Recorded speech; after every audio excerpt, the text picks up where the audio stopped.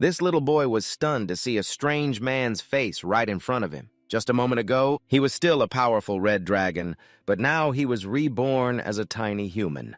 The man saw the little boy crying and happily showed him off to his wife. "Honey, look, it seems our son really likes me." He couldn't let himself be insulted like this. If the man was seeking death, he would grant his wish. The little boy's body trembled as he prepared a spell to incinerate the man before him. But to his surprise, what came out was a thick, smelly liquid that dealt 0 damage. The red dragon in the boy's body was still wondering where his magic went when the woman approached. In his eyes, she looked like a demon in human disguise, saying, "Come to mommy." Thunder, such a rustic human name, annoyed the dragon, who was now named Thunder. Doesn't she know who he is hidden within this tiny body is the great dragon? The last red dragon of his kind? But Thunder reconsidered. If the heavens had arranged for him to descend as the great red dragon again, this was a golden opportunity for revenge, just like how those humans treated the dragons. Thunder needed a human body to blend in. Then it would be an eye for an eye. He had to make all humans accompany his kind in death. Thinking of his flawless plan, Thunder chuckled gleefully, but his father had a bad feeling. No matter what, he's our child. While the old couple was being affectionate, Thunder only thought of strangling them, but he soon felt sleepy. The human body is indeed weak. In the blink of an eye, Thunder grew up. After being in a human body for a while, Thunder gained a new perspective on humans. The biggest progress was knowing his parents' names. Calling them the long-haired person and the short-haired person was too generic. They were Scarlet and Jack. Compared to other people, Jack and Scarlet were better looking. Scarlet had a gentle and friendly face, while Jack was more muscular than others. The villagers often came to visit them. They even respected them because they were rare adventurers among humans. A couple of men came to thank Jack and Scarlet for saving their lives in the deep forest. They also praised them as a match made in heaven. Thunder crawled over to listen in. Scarlet thought he was hungry and went to make him food. One man praised Thunder for being smart, but he was startled by the red tint in Thunder's hair. Jack didn't suspect his wife at all. He also didn't know why Thunder's hair had started turning red a few days ago. Only Thunder knew that this was probably a sign he still had some red dragon power in this body. The 2 guests quickly left. They hadn't taken 3 steps out the door before they started whispering. "Do you think the Taylor family is cursed?" "It's possible.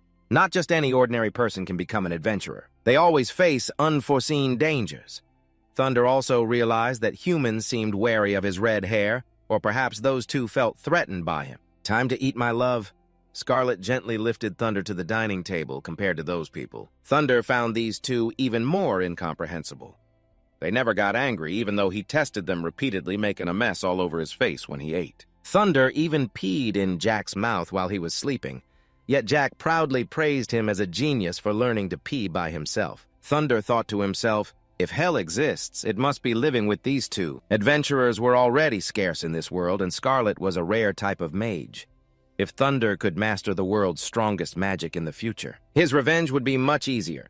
Every child at the age of 2 gets to take a magic aptitude test, and today was that day for Thunder. Scarlet would take Thunder for the test, while Jack stayed home. As the last reincarnated red dragon and the son of 2 adventurers, Thunder was sure he would pass this test with ease. Once he regained his magic, nothing could stop him from reaching the pinnacle of glory, or so he thought. After a long day, Thunder and his mother finally entered the town. It was a gathering point for a transit station, basically the town market. An old man was selling a pile of deep purple crystals. He fawned over customers but kicked and chased away a beggar. Having just left Jack and Scarlet's house for the first time, Thunder was surprised to see humans despising and mocking those weaker than themselves. Previously, Thunder believed it was his duty to protect the weak, so he tried his best, even though he ultimately failed. At night, they arrived at Roland Academy. The line of people stretched into the middle of the street. This crowd excited Thunder as the sound of crying children echoed around, especially the cry of a plain-faced girl named Alice. "It's not fair. On what basis did she pass?" Thunder chuckled softly, thinking what a silly girl. This world has always been unfair like that. Finally, it was Thunder's turn. Both he and Scarlet were nervous. An old man in a deep hood asked Scarlet to place Thunder's hands on the crystal ball. If he had magical talent, the ball would light up and the corresponding lights would reveal his elemental affinity. Thunder was extremely confident. "You humans, open your eyes and witness the power of the great red dragon." There was nothing about magic he didn't know. Thunder heard Scarlet crying behind him. "Is she crying because she's amazed by my innate talent?" Thunder was startled. Why isn't the ball lighting up? The old man gave his condolences. I regret to inform you, your child has no magical talent. Thunder found this absurd. In his past life, he was the world's greatest dragon. Scarlet also felt something was wrong. After all, she was a mage who had graduated from this academy. Thunder kept hitting the crystal ball. There must be something wrong with it. The old man took the ball back before Thunder broke it. Sorry, young man, I can't help you any further. Thunder spat out his pacifier, ready to fight the old man. Thunder lunged and grabbed the old man's beard, wanting to rip it off his face. Do you have any idea who I am? Why don't I have any magic? This old man must be lying. Thunder jumped on his head and rode him like a horse until the old man had to call the guards, a legendary dragon reincarnated with no magic. This was the most ridiculous thing in his thousands of years of life. Could it be that because he had killed too many humans, the heavens were punishing him? No. If that were the case, the heavens wouldn't have let him be reborn. A thought suddenly flashed in his mind. This must be a trial given to him by the heavens. If he couldn't become a famous mage, then he would have to find another way to get revenge. That day at the dinner table, Thunder asked Jack, "Teach me how to fight." Jack's face lit up with pride, unable to believe his 2-year-old son wanted to learn swordsmanship. For Thunder, this was the only way to pursue his dream of revenge. Although Thunder always intended to get his revenge, things were not as easy as he imagined. 2 years had passed since he asked to learn swordsmanship. With Jack, but he had never won. However, today things were a little different. When Jack swung his arm back for this move, Thunder was all too familiar with it, having been hit by it many times before. According to his calculations, if he timed his turn right as the sword came down, he could attack Jack's flank. The moment had arrived. Thunder felt victory was within his grasp. But the sword suddenly appeared before him. The sound of a bonk on his head echoed with his inner thoughts. Why is this human body so out of sync with my brain? His clumsy hands always held him back. After some time, Thunder was lying in bed under Scarlet's care while Jack stood aside, laughing gleefully. How can you still laugh? Couldn't you have gone a little easier on him? He's only 4 years old. Faced with Scarlet's scolding, Jack explained with difficulty the night exam is in 1 year. If this keeps up, he won't pass.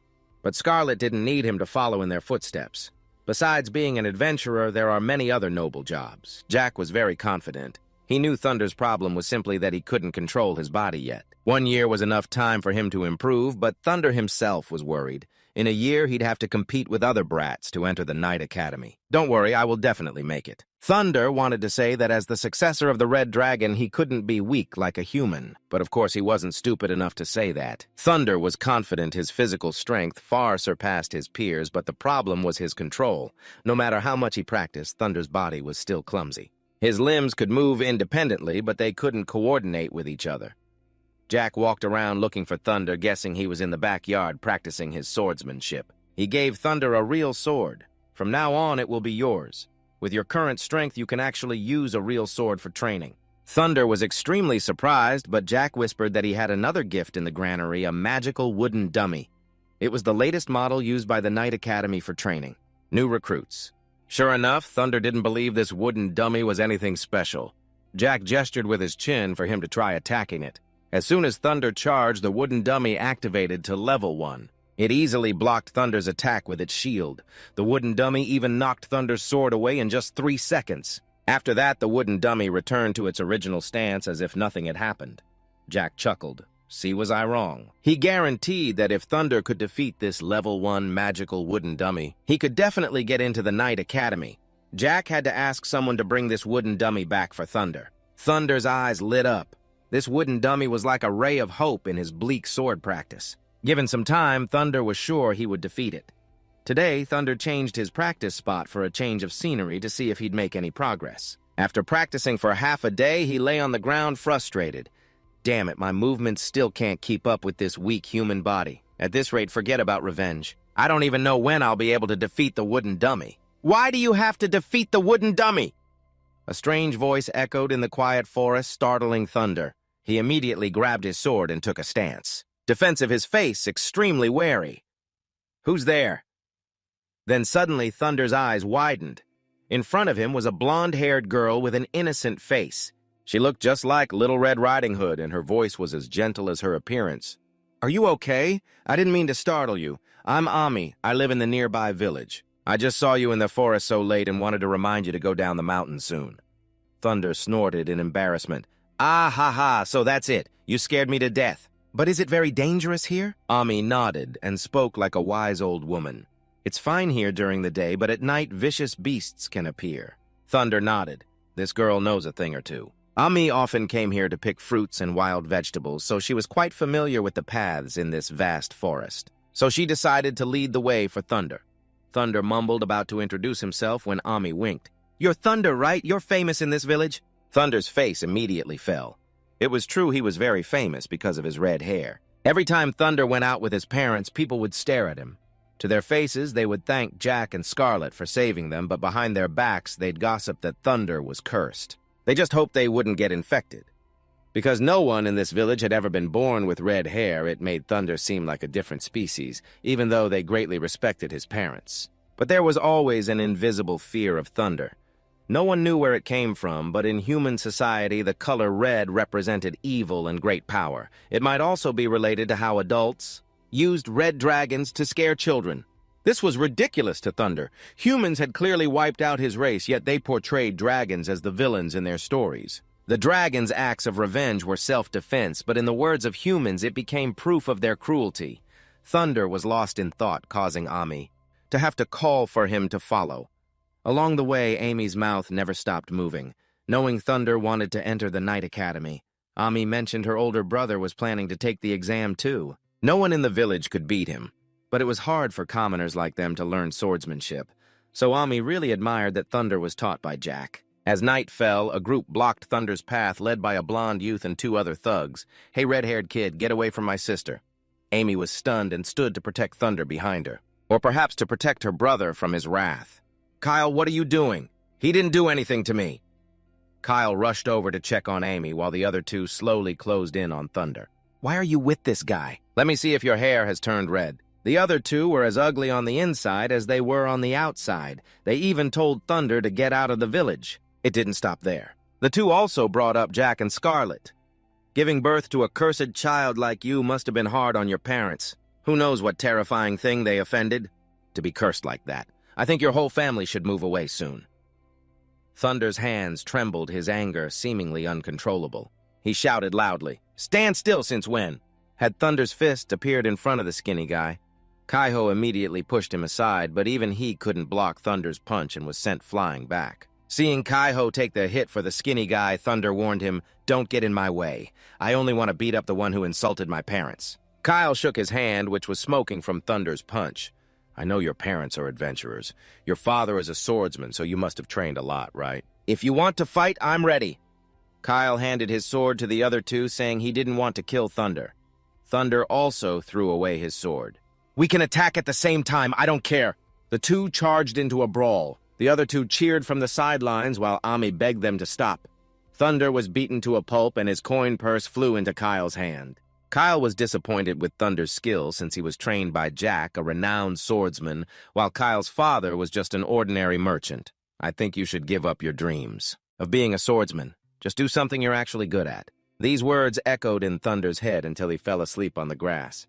Back home, an angry Ami said Kyle that was too much. Kyle, feeling he was in the right, warned Amy to stay away from Thunder from now on, because many people in the village were afraid of Thunder's cursed hair. Their family was just ordinary people, unlike Jack and Scarlet. Ami couldn't argue back and angrily shouted, "I hate you," before punching Kyle on the head. Then she stormed off to her room. As Kyle took off his armor, he noticed it was dented with Thunder's handprint. This was the mark left by Thunder's first punch. Without it, Kyle's arm would have been crippled. That meant Thunder was the real winner of that fight. It was late when Thunder got home. His mother was wondering why he was later than usual. Then her eyes fell on Thunder's injuries. "Oh my God, did you get into a fight?" Thunder shook his head, saying it was from training. With tears in her eyes, Scarlet wiped Thunder's wounds with a cloth. "Don't lie to me. Did some kid bully you? Clean your wounds quickly or they'll leave scars." Thunder turned away, saying a real man needs a few scars to look good. Hearing this, Jack jumped in to encourage Thunder. Thunder has become a real man. "Looks like sword training is really tough." Scarlet immediately blamed Jack. "If you hadn't brought that wooden dummy home, Thunder wouldn't be so down in the dumps." Jack sighed. If he wants to get into the Avian Knight Academy, there's no other way. Scarlet trembled with anger. "Thunder clearly doesn't have to be like us. He can choose a different career later." But Jack still believed that Thunder was a genius. Even if he can't be a mage, he can be a swordsman. Boom Scarlet used a fireball, wanting to burn Jack's head off. Meanwhile, Thunder just kept eating as if this happened every day. Although both his parents were adventurers, Thunder didn't inherit any of their talents. If Thunder had become a mage back then, would things be different? Thunder still vividly remembered the old man's face, who said he had no magical talent.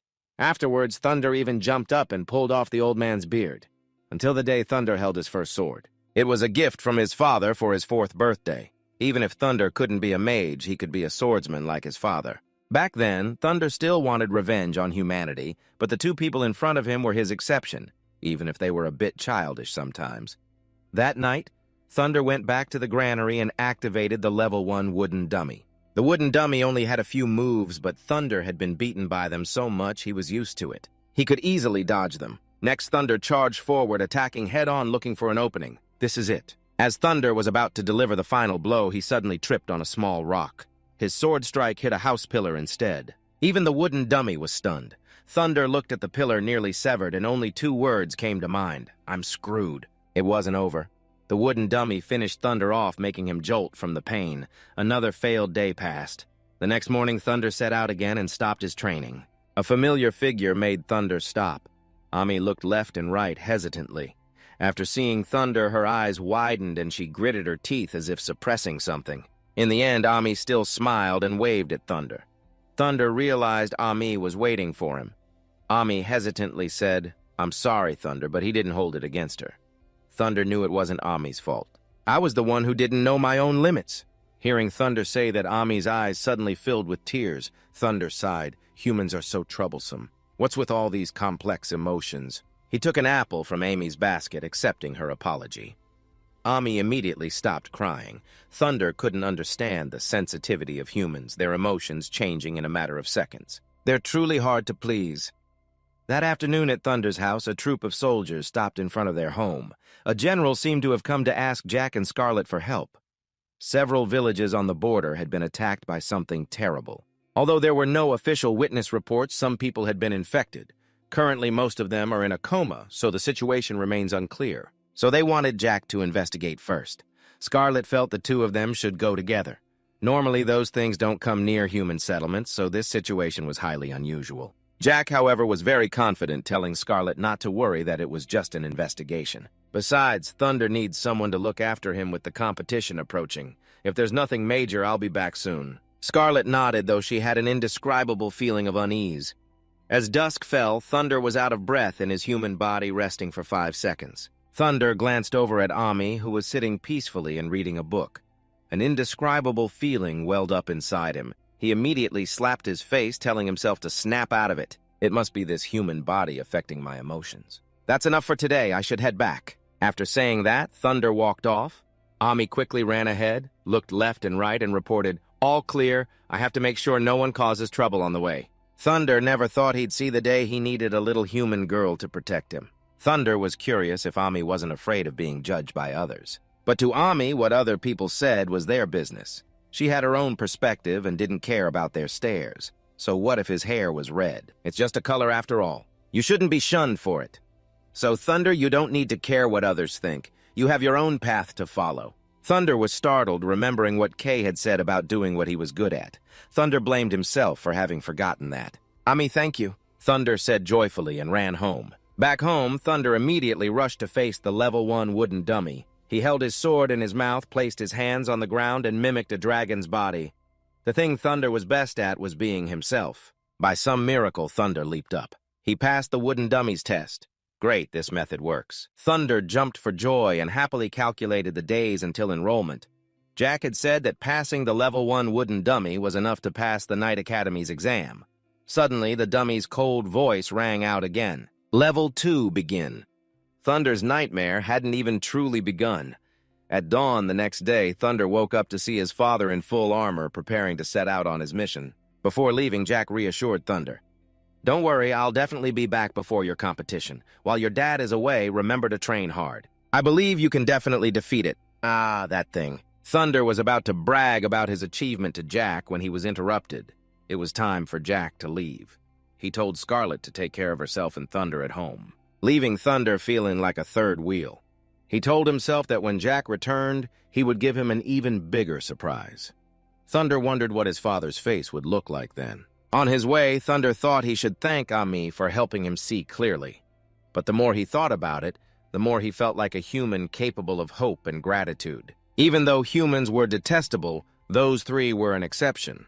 With his hands behind his head, Thunder decided that when he took his revenge, he would let those three live. Half the day went by, and Thunder felt a void not having seen Ami at all. Suddenly, Thunder was startled. Why was he waiting for Ami to arrive? Without Ami, there's no one to bother his training. He must have been influenced by these human emotions. So Thunder trained tirelessly until he fell asleep. When he opened his eyes, the sky had turned golden. Thunder jolted awake. If he didn't get home now, his mom would scold him for sure. He ran straight home. He didn't get to thank Amy today, so he decided he would tell her tomorrow. On the way home, a noisy crowd had gathered. Amy's father was talking to the weapon shop owner. "Did you really see my kids?" "Yes, that's right. The owner saw Kale bring 2 other kids to buy weapons early in the morning. Kale even said they were going into the forest to kill magical beasts." Kale's parents' faces turned pale at the mention of magical beasts. The mother of Bob and Gary tearfully questioned the owner why he didn't stop the children, letting them go even after hearing they were going to hunt magical beasts. The owner was just running a business. Who knew those kids would be so reckless? Thunder passed by and overheard the story. He didn't expect karma to strike so fast. Kale and his gang had brought this on themselves. It's just that Ami went with them. Although Thunder had no intention of getting revenge on Ami, it's a shame she has such a foolish brother. Human lives are short, they're bound to die sooner or later anyway. However, on his way back, the image of Ami's bright, sparkling eyes kept flashing in his mind. He didn't understand this uncomfortable feeling. Ignoring his thoughts, Thunder turned around to look for Ami. Thunder still hadn't had the chance to thank Amy for helping him defeat the wooden dummy. He had to go save her right now. Deep in the forest, magical beast corpses were scattered everywhere.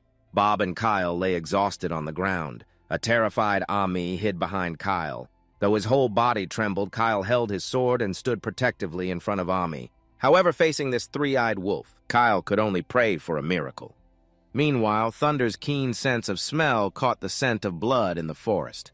Along the forest's edge, he saw the corpses of several young magic wolves scattered on the ground. Their bodies had sword wounds and were still warm. From this, Thunder deduced that the group was nearby. But the footprints were erratic, leaving Thunder unsure of which direction to follow. Suddenly, a terrified scream rang out. Thunder recognized Amy's voice. By then, Kaol had been seriously injured, leaving only a worried and frightened Ami. The magic wolf lunged its fanged jaws open, ready to bite off her little head. Ami hugged her head, praying for someone to save her. A slashing sound rang out as blood splattered across Amy's face. Just in time, Thunder thrust his sword up into the magic wolf's mouth. He struggled to bear its weight, but still managed to ask if Amy was okay. "Ami's fine, but the others are all in bad shape." The magic wolf swiped its paw, knocking Thunder away and tearing his left shoulder.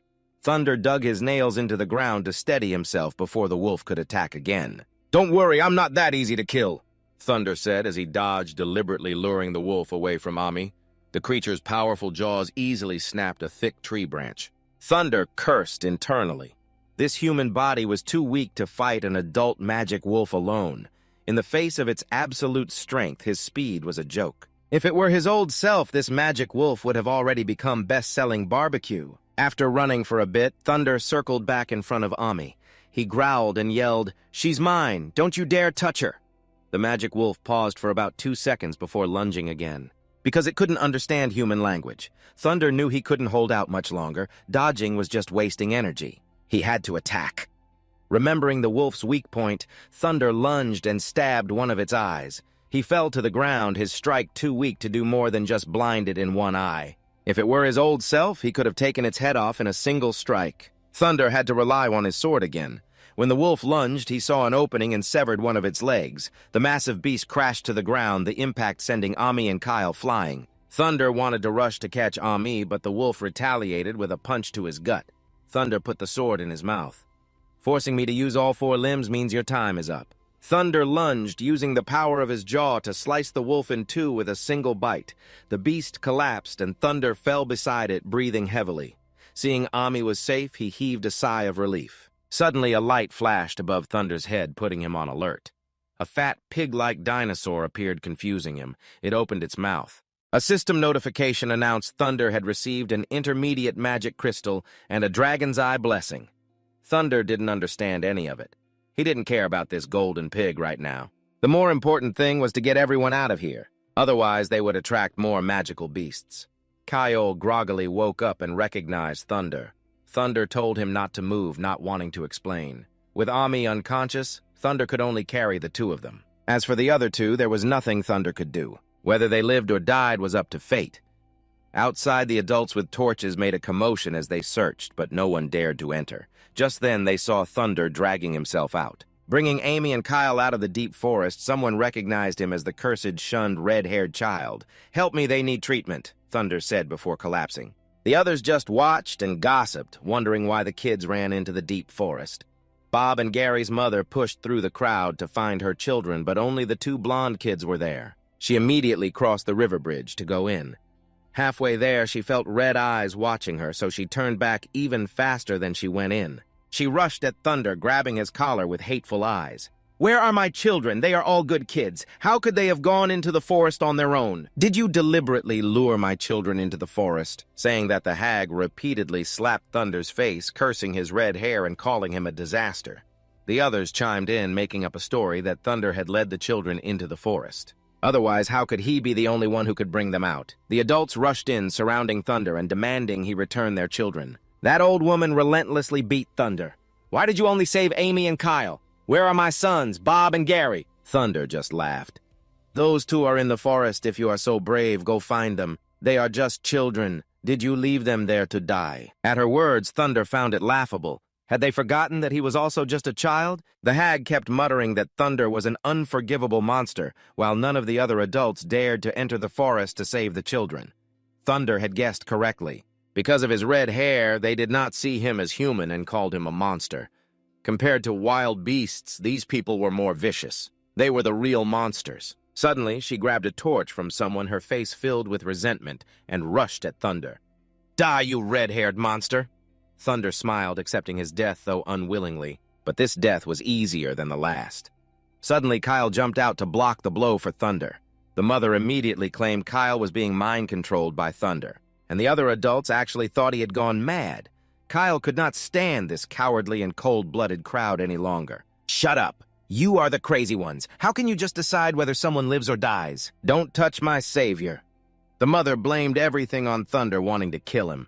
Then the scene of armed people trying to take his life. 2 lifetimes, 2 nightmares caused Thunder to jolt awake in fear. He was in his room. Beside him, his mother Scarlet was sleeping, tears rolling down her face as she mumbled his name. Thunder sighed. Humans were blessed with such beauty. Why is their nature so cruel? Thunder gently took Scarlet's hand. She woke up overjoyed. "Oh my God, Thunder, am I dreaming? You are finally awake. I thought you would never wake up again." His mother hugged Thunder, making him scream in pain. Scarlet chided, "So you do feel pain. Do not be so reckless again." Thunder had been in bed for a full week. Scarlet cried tears of joy. If he had not woken up, she would not know how to face his father. Thunder hesitantly asked about the other children. Amy and Kyle were only lightly injured, but Bob and Gary still have not been found. It is feared they are dead. Earlier, Kyle tried to explain, but no one listened. They just said he must have been bewitched by Thunder. At that moment, Scarlet rushed over in a panic. Seeing Thunder unconscious, her face darkened. "Who did this?" The others chimed in, telling her not to get worked up, that her son had manipulated them. He has to take responsibility for the children going into the deep forest. As a mother, if your child were missing, you would understand how we feel now. Scarlet hugged Thunder, staring at Bob and Gary's mother. The woman dropped her torch and wailed, "My poor children, cannot anyone save them?" The crowd gathered to comfort her, muttering about what they would do in the coming days. "If it were me, I would stay far away from this cursed place." Scarlet ignored them, carried Thunder home, and stroked his head, comforting him. "It is all over now. You do not have to blame yourself. It is not your fault. You did a great job." Scarlet guessed Thunder must be hungry, so she went to make him some food. Thunder nodded, then looked up at the ceiling. He stared at the strange thing in front of him. Thunder wondered if everyone had one. Thunder lightly touched the dragon's eye. Suddenly, his own pupils changed, and he even regained his former power. Looking at Scarlet, he could see her state of exhaustion. Back when he was a great red dragon, Thunder possessed countless spells. After leaving the Magic Academy, he thought he was beyond saving. Now, although he had to regain them one by one at least, he still had hope. Next up was that purple crystal. Perhaps it was from defeating the mid-level direwolf. Suddenly, thick smoke filled Thunder's room as people below shouted fire, fire. Scarlet ran in, pulled Thunder away, and used water magic on the nearby flames.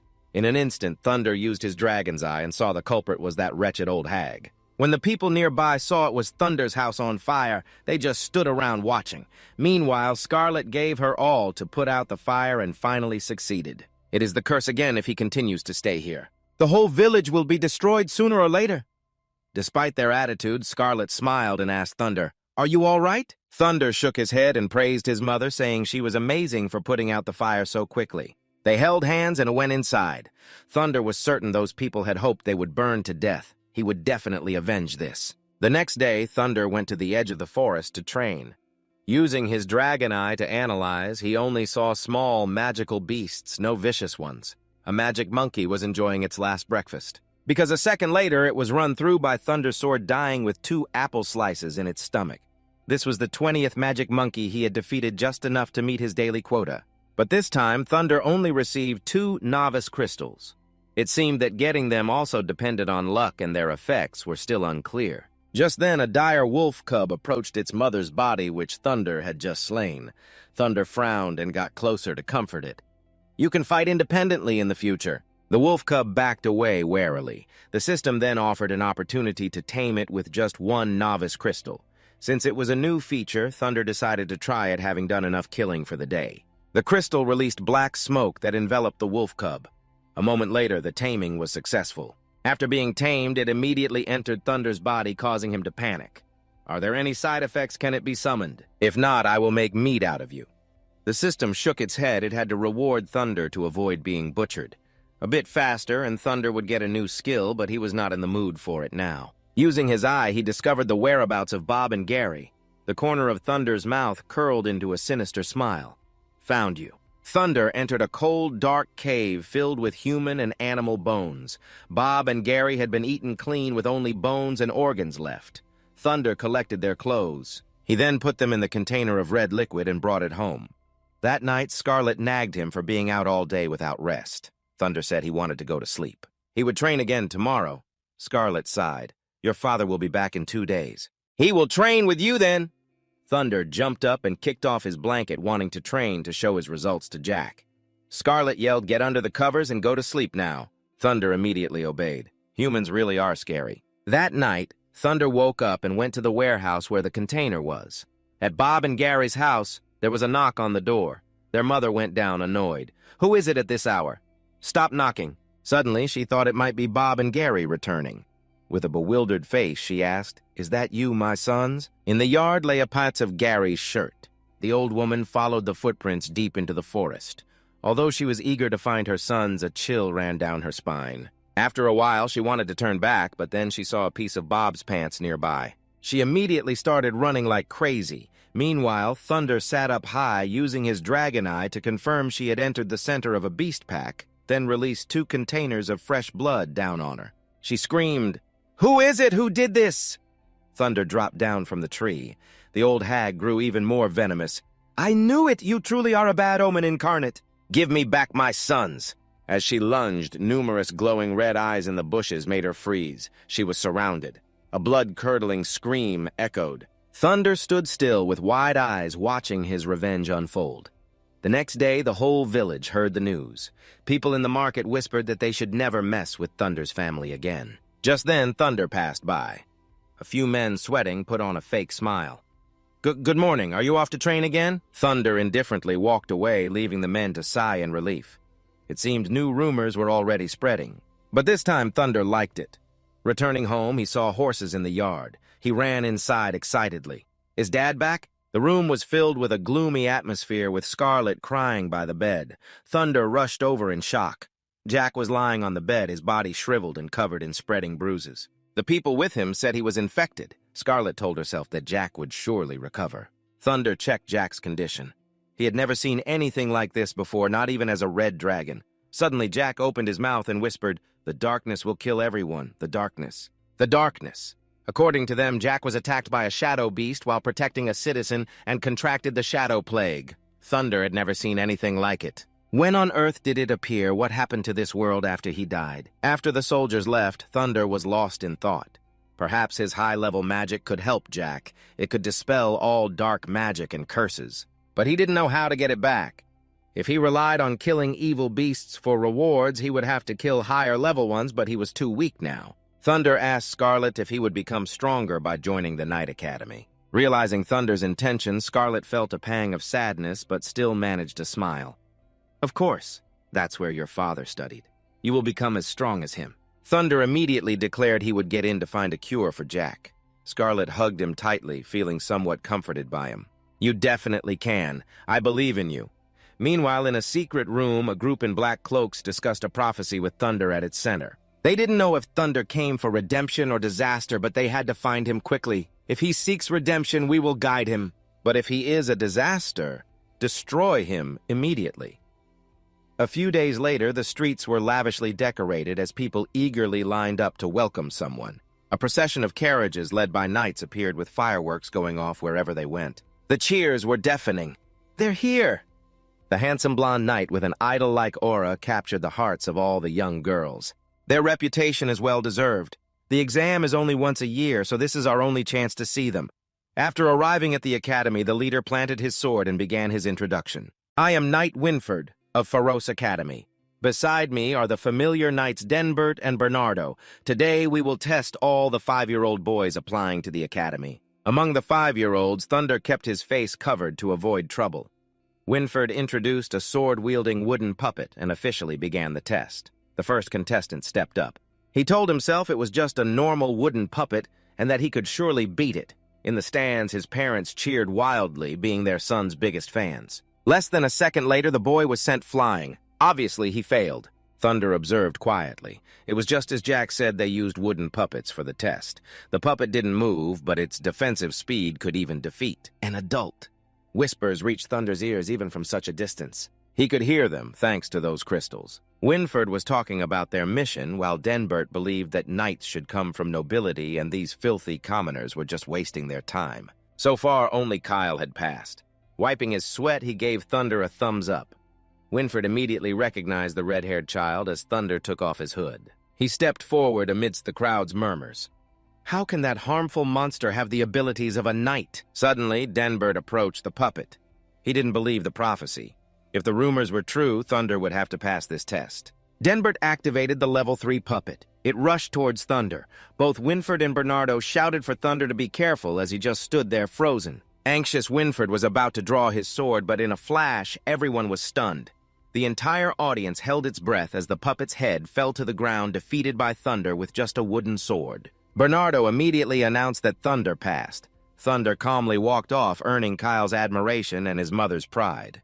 Before leaving, he went to say goodbye to Jack. He knew Jack probably couldn't hear him, but still told him not to worry, promising to find a cure. Scarlet gave Thunder a necklace. It was their family's heirloom. She hoped it would protect him and bring him luck. Thunder nodded and left. He told Scarlet not to worry, saying he was a grown-up now. Scarlet sobbed, watching her little boy leave with a heavy burden on his shoulders. At the edge of the forest, Winford was waiting. Get in, your friend is already waiting inside. Thunder got into the carriage. He looked awkward when he saw Kyle. It really was him. Along the way, Kyle tried to break the awkward silence. Seeing Thunder turn, Kyle lowered his head and spoke softly. About that time, when I hit you and said those awful things? I'm sorry I was a fool.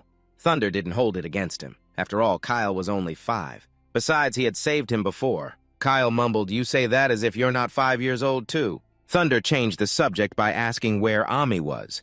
It turned out she had already left for Roland Academy today. Thunder had no idea Ami was a gifted magic user, let alone that she was joining Roland Academy. The carriage stopped. At some point, a thick fog had enveloped the forest outside. Winford called out into the distance. Who's there? This is the Pharos Academy Nightly Order. Identify yourself. A girl emerged from the fog saying she was Anne Woodward, an adventurer from the Wuzong Guild. After a few steps, she collapsed.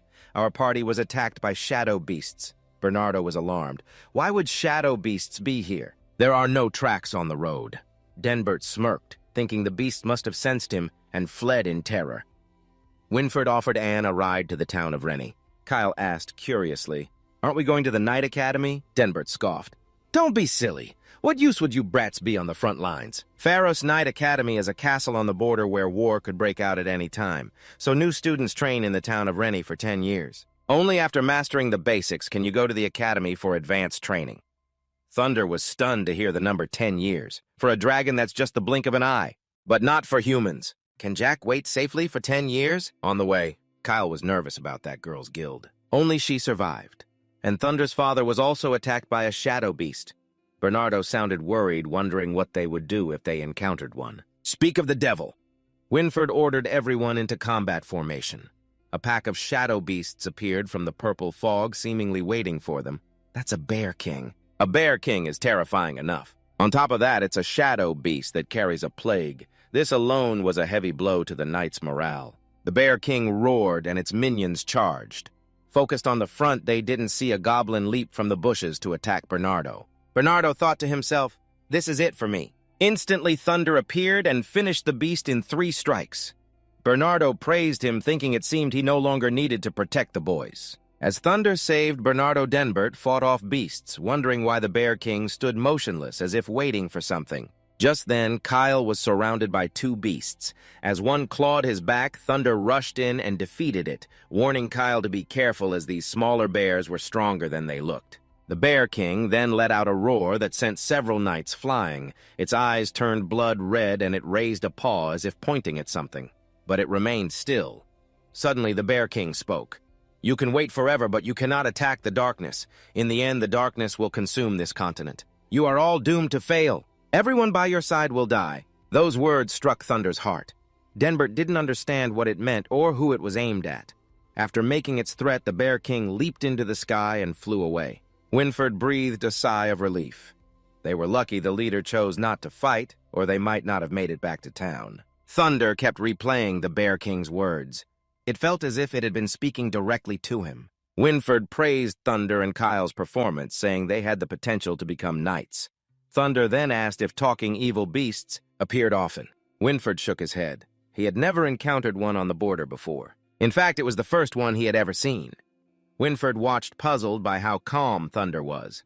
Meanwhile, Denbert was also watching Thunder. He gritted his teeth, glaring at Thunder with hatred.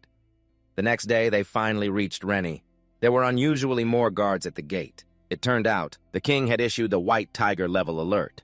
All cities and towns were now under heavy guard. Winford didn't realize the situation was so dire. He glanced at Thunder, thinking this continent is threatened. Could this boy truly be humanity's redeemer? Meanwhile, Thunder gazed at the huge fortress ahead. The path he was walking was only just beginning. He hoped his father could wait for the day he returned. 15 years later, Rennie Town had taken on a new look. Beneath a clear blue sky, a solemn church appeared. Inside, a class was in session and a female lecturer was passionately teaching at the board. "Most knights don't know how to use magic, but they possess a different kind of power. Can anyone tell me what that power is?" A hand shot up boldly. The lecturer called on Kyle. Hearing his name, Kyle stood up, looked at his own hand, and confidently answered, "It's Aura. By training with Aura, you can enhance your physical functions, sharpen your senses, and even temporarily break human limitations." The female lecturer was very pleased with the answer. She praised, "Very good. It seems you've all prepared well." She moved on to the next question. "So who can tell me why you have to wait until you're 15? To start training with your aura?" The teacher suddenly called a name, Thunder, but Thunder had already slipped away. Kyle lowered his head, breaking into a cold sweat and thinking, "Oh no, where did Thunder go this time?" Then Kyle quickly stood up and made an excuse for Thunder. He went to the restroom, ma'am." The teacher turned away helplessly. "All right, then." She called on another student. "Slavia, why don't you give it a try?" Seeing he'd gotten away with it, Kyle, sitting a row away, finally dared to breathe a sigh of relief. Slavia stood up and answered, "Because aura training puts a tremendous strain on the body. A 15-year-old's internal organs are just mature enough that starting to train won't cause any harm." "Very good, Slavia," the lecturer praised cheerfully, though her eyes were staring at Thunder's empty seat. The lecturer's voice continued to echo in the classroom. "Class, as we've just discussed, all of you are about to begin your training. I hope you remember everything you've learned here. It will probably be helpful when you apply it in the real world." Meanwhile, in a lush green forest, a small wolf faced a giant wild beast. Suddenly, a voice from behind shouted, "Go, Nova!" Nova immediately pounced on the wild boar. Despite its small size, its speed was incredible. Nova leaped high, its three eyes opened wide, and it unleashed a flurry of scratches on the large beast. Under the attack, the giant creature tumbled down. Nova's master happily tapped a screen as a system voice chimed repeatedly, received a low-grade demonic beast crystal. Accept. Below the notification, the words accept and decline appeared. The young man let out a small cry. In his hand was a small, sparkling object. Low-grade demonic beast crystal, all energy absorbed.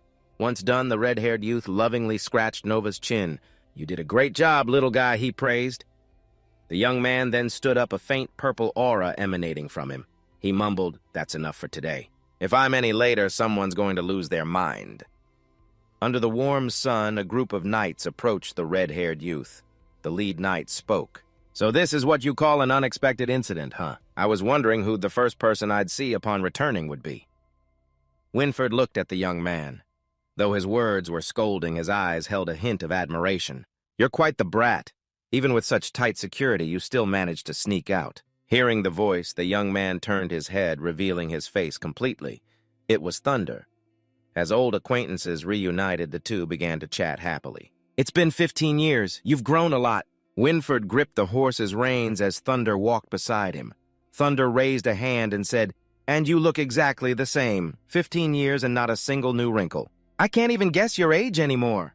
Winford suddenly burst out laughing. "That's a secret. Your tutor told me you've been sneaking out to hunt demonic beasts a lot lately." Seeing Thunder cheerfully teasing him, Winford guessed, "Looks like you had a good haul today."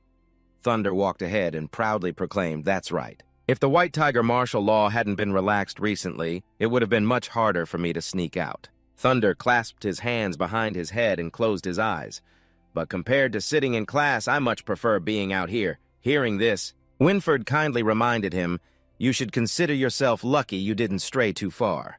If the outer guards had caught you, they wouldn't have been so lenient." Suddenly, Winford's expression grew serious.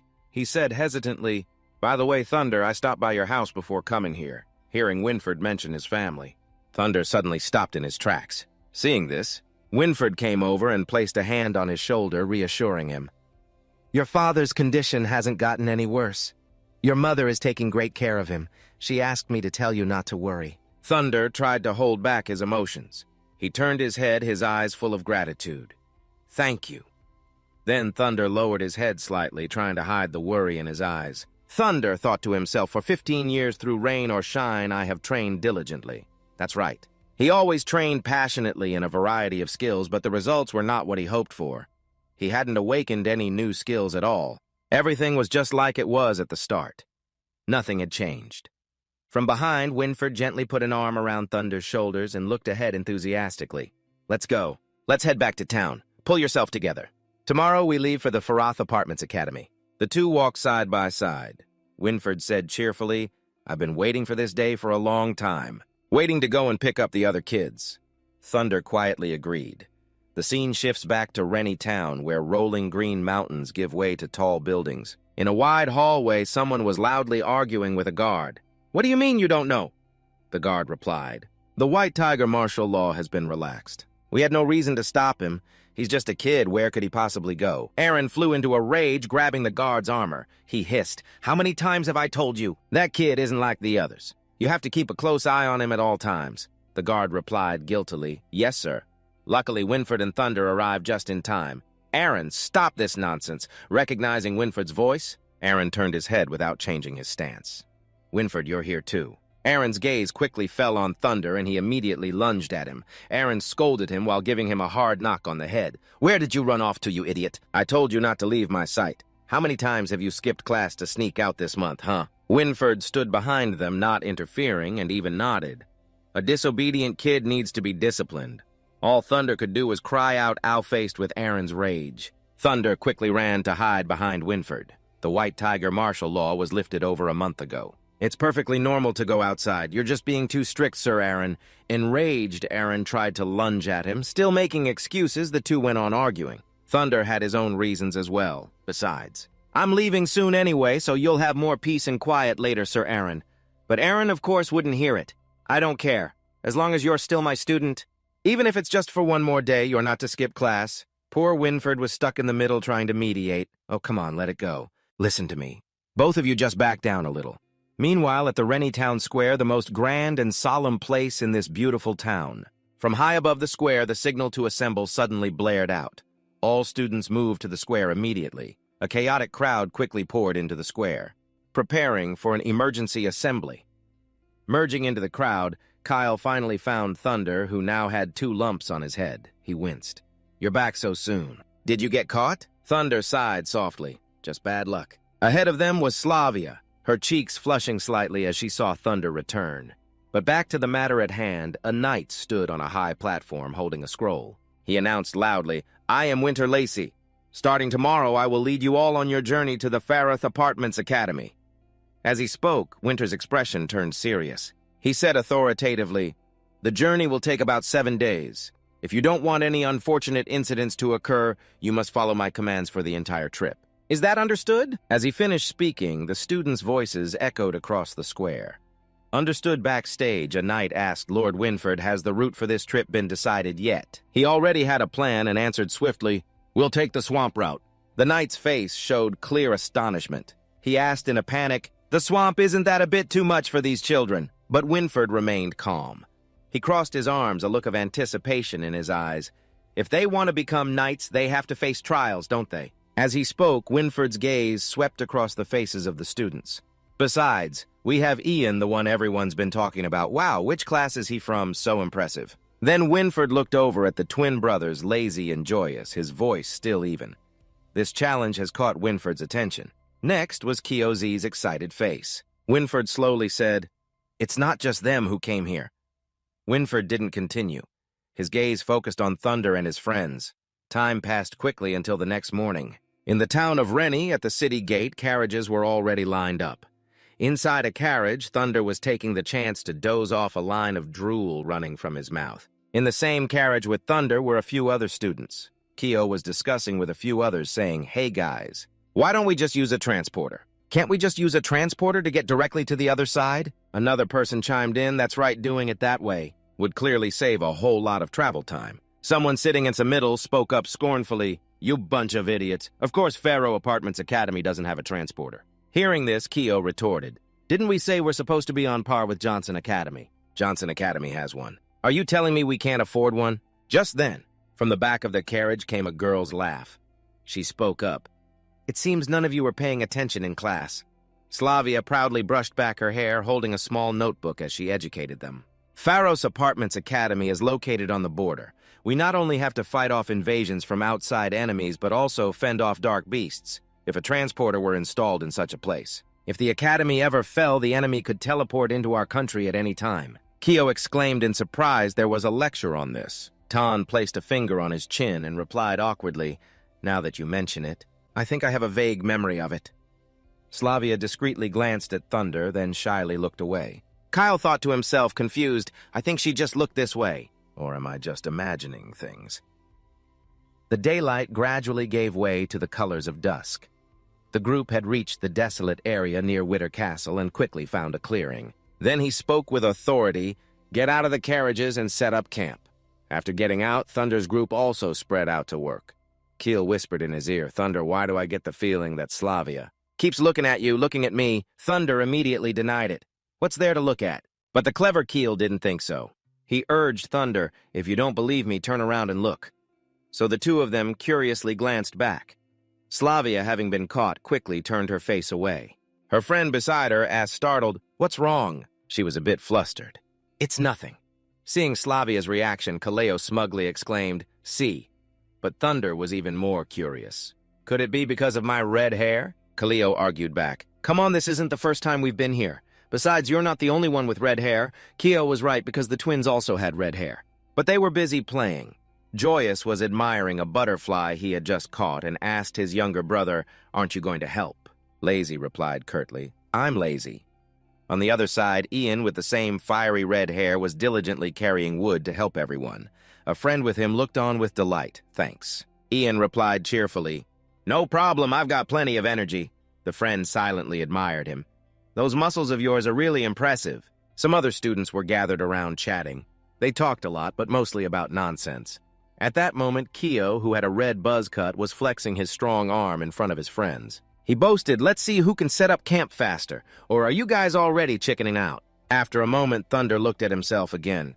He nodded and said, "That's true, but it doesn't matter." Hearing this, Kyo was intrigued and acted mysterious. "Are you sure it doesn't matter? Slavia, she's a great beauty. Don't you want to?" Thunder cut him off, "No." At the same time, Tan had separated from the group. He went behind the ruins near the castle. Tan urged the person behind him, "Manch, hurry up over here." Manch tried to stop Tan sneaking out like this isn't a good idea. Suddenly, they both covered their noses. Manch complained, "Oh God, what is that smell? It's so gross. Even a dead rat doesn't smell this bad." The two of them stared at the murky pool of water in front of them. Tan felt a bit sick. "Look at that slimy stuff. You can't even tell where the shore is. What is this stuff anyway? Manch guessed looks like a swamp." A cold voice answered him. Water was approaching with a grim expression. "That's right, it's a swamp." The other two immediately broke into a cold sweat. Water looked very angry. He put on a fierce face and warned in a low voice, "If you don't want to doze off on the road tomorrow and get your legs bitten off by spine worms, I suggest you hurry back to your tents and go to sleep." As soon as he finished, Munch and Tan didn't dare to stay any longer. They replied in unison, "Yes, sir." By now, the sky had turned completely dark. Almost everyone was fast asleep. Only a few soldiers were taking turns on guard duty in the castle's high tower. While one guard was distracted, a dark figure quickly leaped past. It turned out to be a Thunder.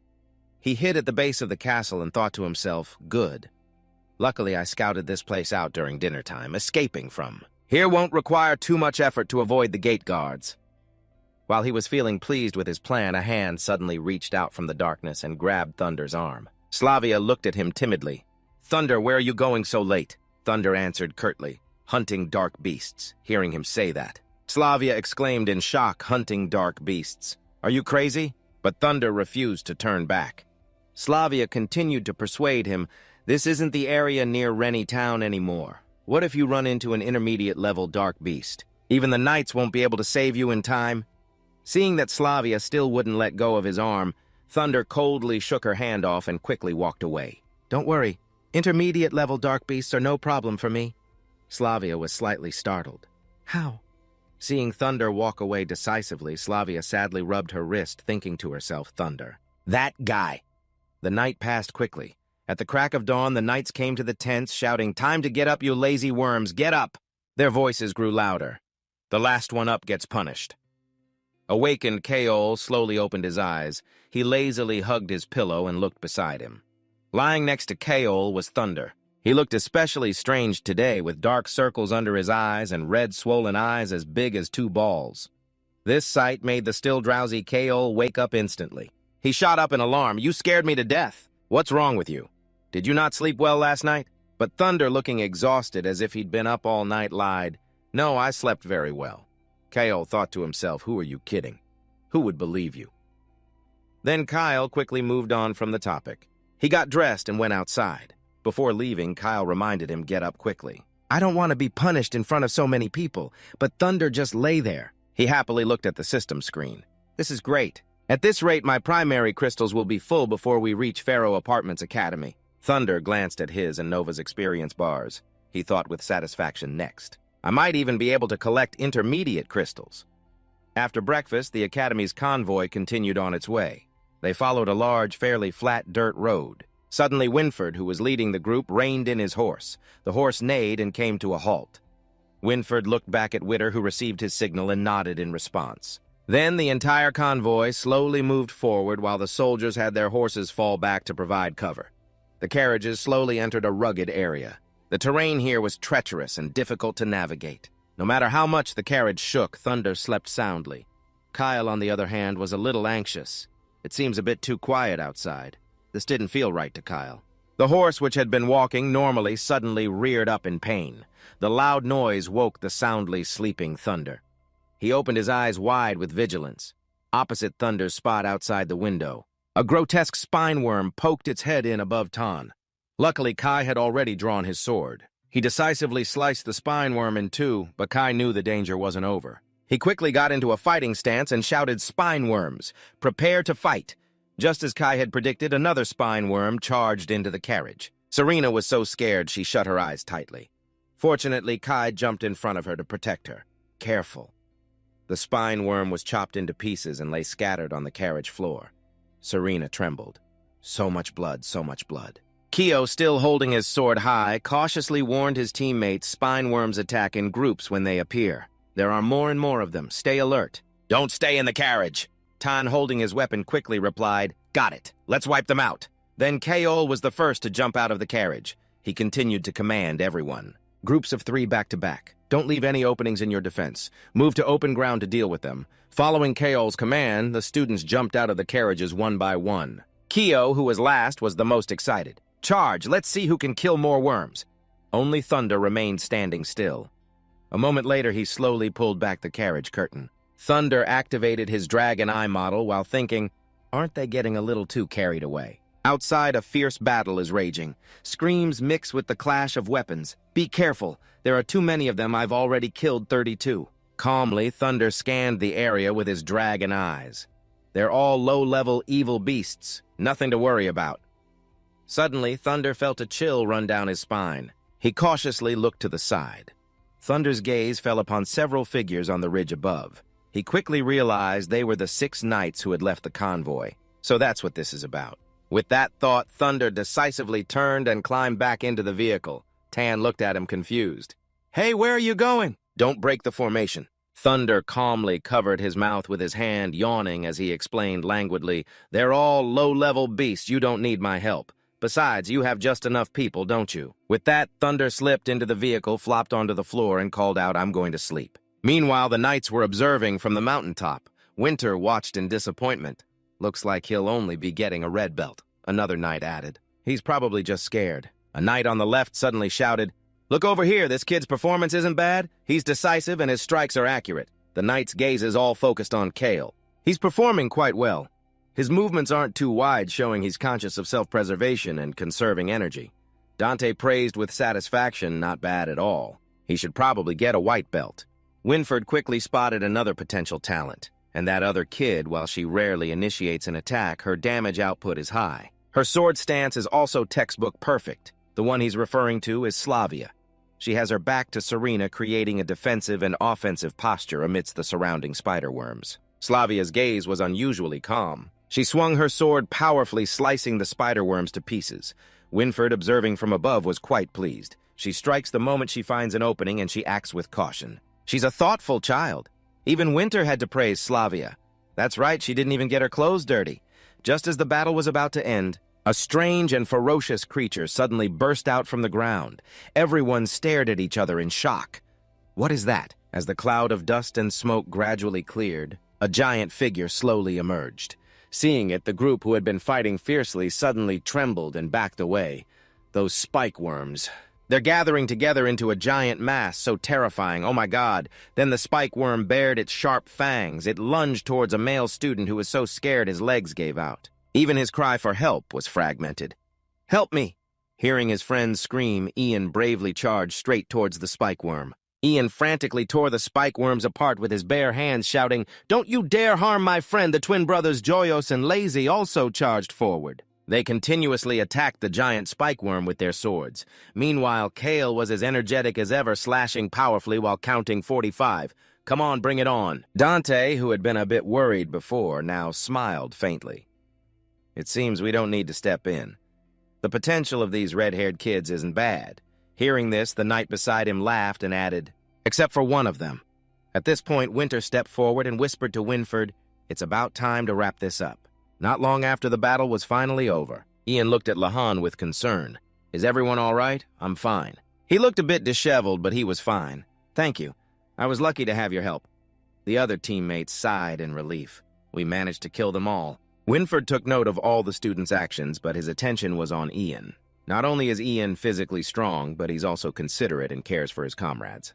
That's a rare quality. In contrast, Kale was currently questioning Thunder. Why didn't you join us? It's dangerous in the vehicle. If something happened, we couldn't have saved you in time. Thunder stretched and replied in a sleepy voice, I was too sleepy. With the knights here, there was no problem. Kale looked at him in frustration. You kid, you're still as unsociable as ever. Meanwhile, Winford was wrestling with another problem. He sighed. Who in the world is the chosen child from the prophecy? Once things settled down, the convoy resumed its journey through forests and over mountains. Inside the vehicle, Kale excitedly bragged to his friends, "I killed the most spike worms." Tan, sitting opposite him, smiled. "You're a pretty good kid." Flattered by the praise, Kale became even more boastful. "See, evil beasts are nothing special." Tan chimed in as well. "I feel like we'll become knights in no time." As he spoke, Tan glanced smugly at a classmate being bandaged by Serena. Serena asked, focused, "Does it hurt?" The friend winced and replied, "It doesn't hurt." But Tan continued his boasting. "If we're lucky, we might even get a white belt." Hearing Tan mention it, Kale was a little surprised. "A white belt, what's that?" Seeing his reaction, Tan put on a mysterious act. "You don't know." Then Tan raised his hand and explained in a loud voice, "Even though they're all knights, they are still divided by rank. See? The people escorting us are all attendants. The white belt is the highest rank." The group then peeked out the window as Tan lowered his voice.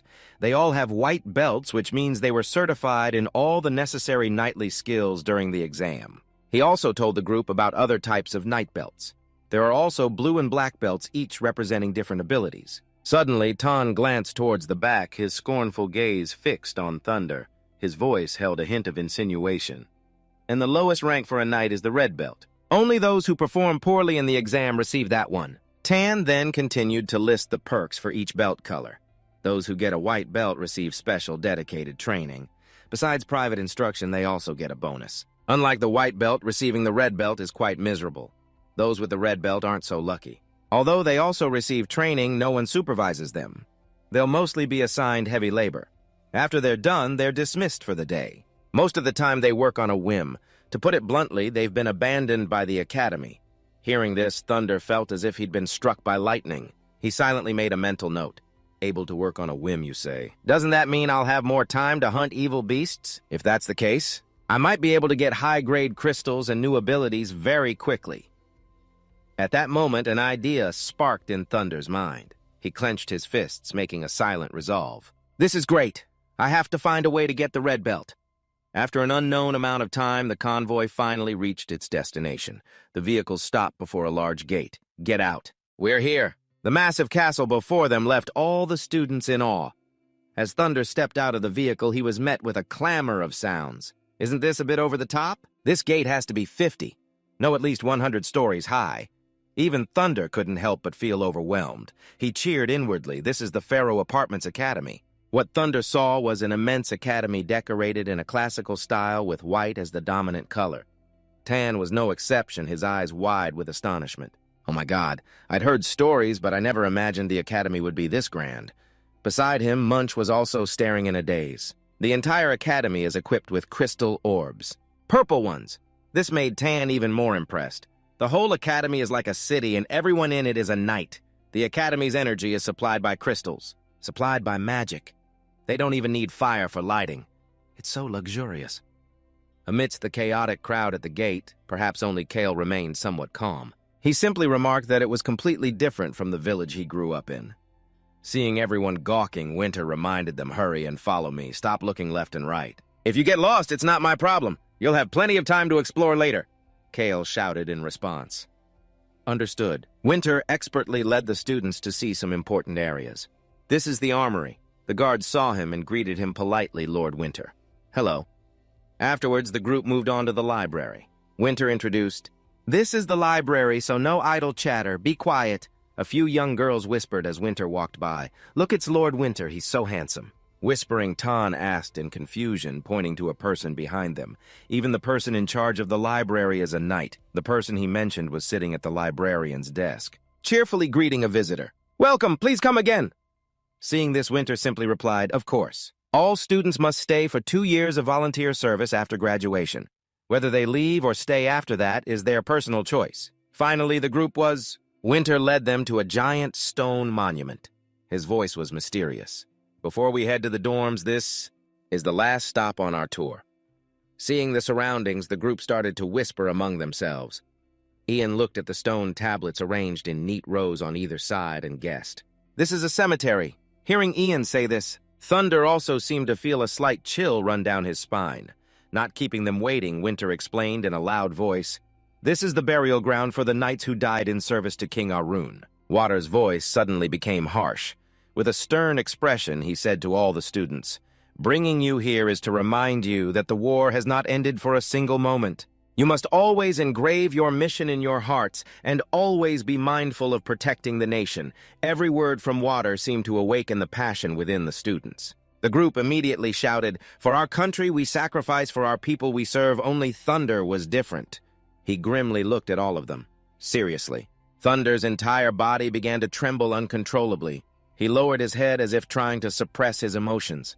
In his mind, an image of the stone statues surrounding the giant stele appeared. Thunder's eyes became bloodshot. "Using the bodies of our dragon kind to create armor and weapons." Just then, Slavia at the front boldly raised her hand to ask a question. "Excuse me, who is this statue of?" To answer her, Water looked at the statues and replied, "These are the founders of Pharos Apartments Academy, the legendary dragon engineers." Thunder tried to act normal and asked, "What is a dragon engineer?" But Water didn't answer. He turned away abruptly, his tone impatient. "You'll find out when you all study the Academy's history. Now everyone follow me." Realizing he was being ignored, Thunder's dragon eyes lit up. He was annoyed. How dare he ignore me? Suddenly, Thunder noticed something. He furrowed his brows and stared intently at the ground. As the group was about to leave, Kyle noticed Thunder had fallen behind and thought, "What's wrong with Thunder?" And he urged Thunder, "We have to go." But Thunder paid no attention, his eyes still glued to that spot. How can this be? It turned out that when his dragon eyes activated, Thunder had discovered a hollow space right beneath his feet. He wondered, what is in that secret room under the cemetery? In that room, a yellow speck of light flickered. Thunder exclaimed in amazement, "A life form." A while later, the group was being assigned to their dorms. Kyle smiled happily, wondering who he would be rooming with. "I hope I get a good roommate." Amidst the chaotic chatter, Thunder was still distracted by his doubts. It's strange how can something be alive in a cemetery. Besides, its shape was bizarre, even if it was a demonic beast. Kyle suddenly stopped walking. He pouted and looked back. "Thunder, are you even listening to me?" Thunder was startled and replied, "Sorry, I was lost in thought. You were saying a roommate." Soon the two arrived at their room. Kyle looked at the nameplate on the door. "Great, it looks like we're in the same room. Let me see who else is with us." Just then, a girl's shocked voice from nearby caught their attention. "This has to be a lie, right?" In front of them was Slavia, looking as if she had just witnessed something terrible. Thunder exclaimed in surprise. Slavia Kyle, however, smiled brightly and waved his hand to console her. "What's so strange about it? I heard this Knight Academy has always preached equality with no gender segregation. Look on the bright side, at least we're all pretty friendly." But his words only made her angrier. Slavia threw her bag right in Kyle's face. "Shut up, I'm not rooming with boys." Then she stormed off, fuming, "I have to change dorms." The noise caused a few curious students to peek out. Munch wondered what's going on. Seeing Kyle get hit, Ian exclaimed, "Looks like there's big trouble." Thunder, standing aside, casually explained, "It's nothing. The young lady is just throwing a fit." The four then formally introduced themselves. "Hey everyone, we're in this room too. I'm Kyle and this is Thunder," Munch said cheerfully. "I'm Munch, hello everyone." Beside him, Ian politely replied, "I'm Ian." Thunder paid special attention to Ian, his gaze scanning the top of his head. "Ian, he has red hair too." Kyle turned back to the nameplate and exclaimed, "Looks like we have even more roommates." Thunder read and mumbled, "Tan and Mary Ironwood. I feel like I've heard that name somewhere." A moment later, Slavia returned by herself. Seeing her, the group stared with wide eyes. Then Slavia picked up her bag and quickly went into the room. Before entering, she warned them coldly, "I need to change. I'm warning you, none of you are to come inside." The door slammed shut in front of the four guys. Kyle said, as if he knew it all along, "I told you so. The Knight Academy wouldn't change her dorm." Just then, Tan's voice rang out. "Hey, why are you guys just standing out here?" Kyle looked at him happily. "Tan, we were waiting for you."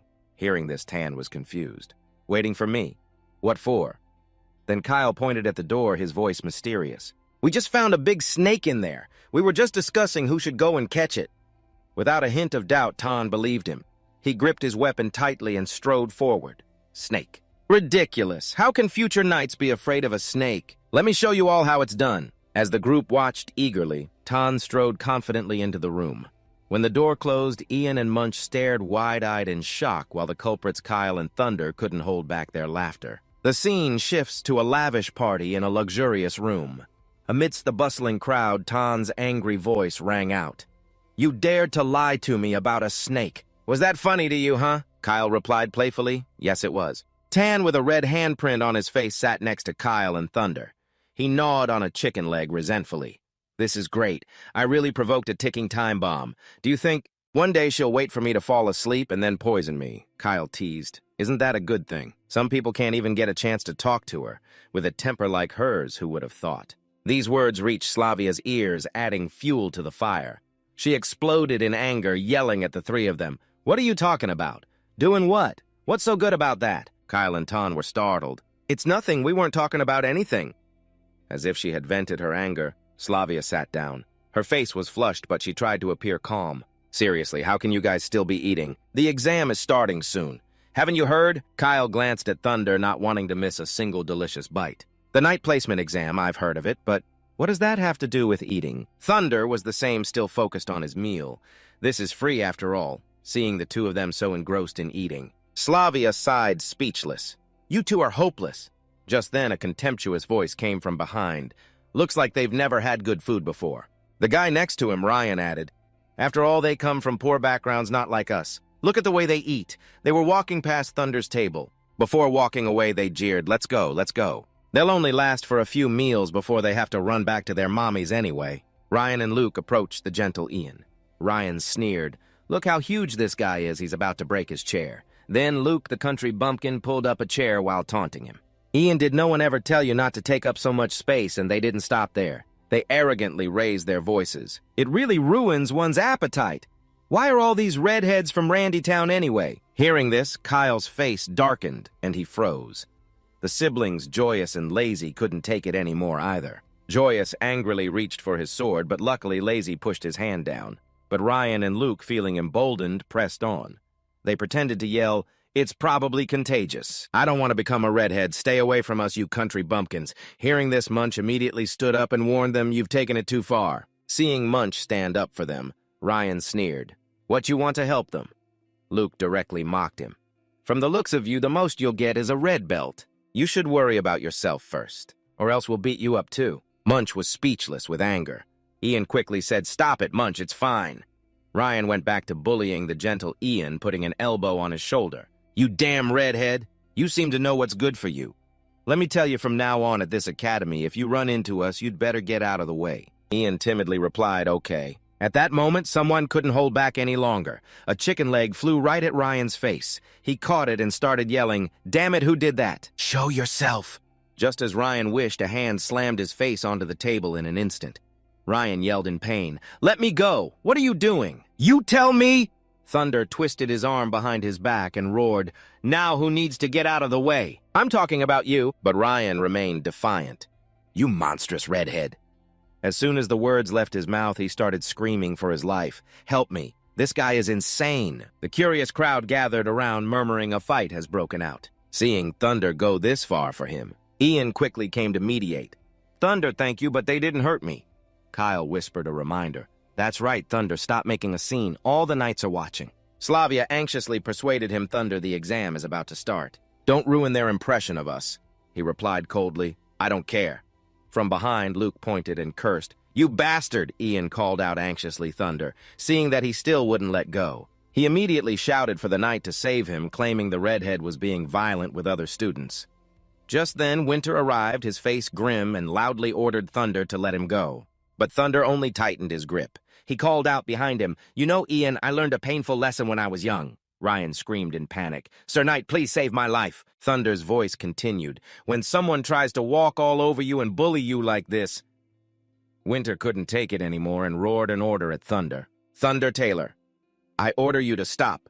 But he ignored the order. Thunder tightened his grip, a cruel look on his face. Let's teach this brat a lesson. Seeing Ryan writhing in pain in Thunder's grasp, the students from the other academy backed away in fear. What's with him? He's terrifying. After he finished, Thunder returned to his usual cold demeanor. He then turned to Ian and said, See that? The only way to make them remember the pain is to subdue them. Having been ignored, Winter was instantly enraged. Veins bulged around his eyes. Thunder Taylor, why did you disobey my command? At this, Thunder gleefully pointed to his ear and took the opportunity to mock him.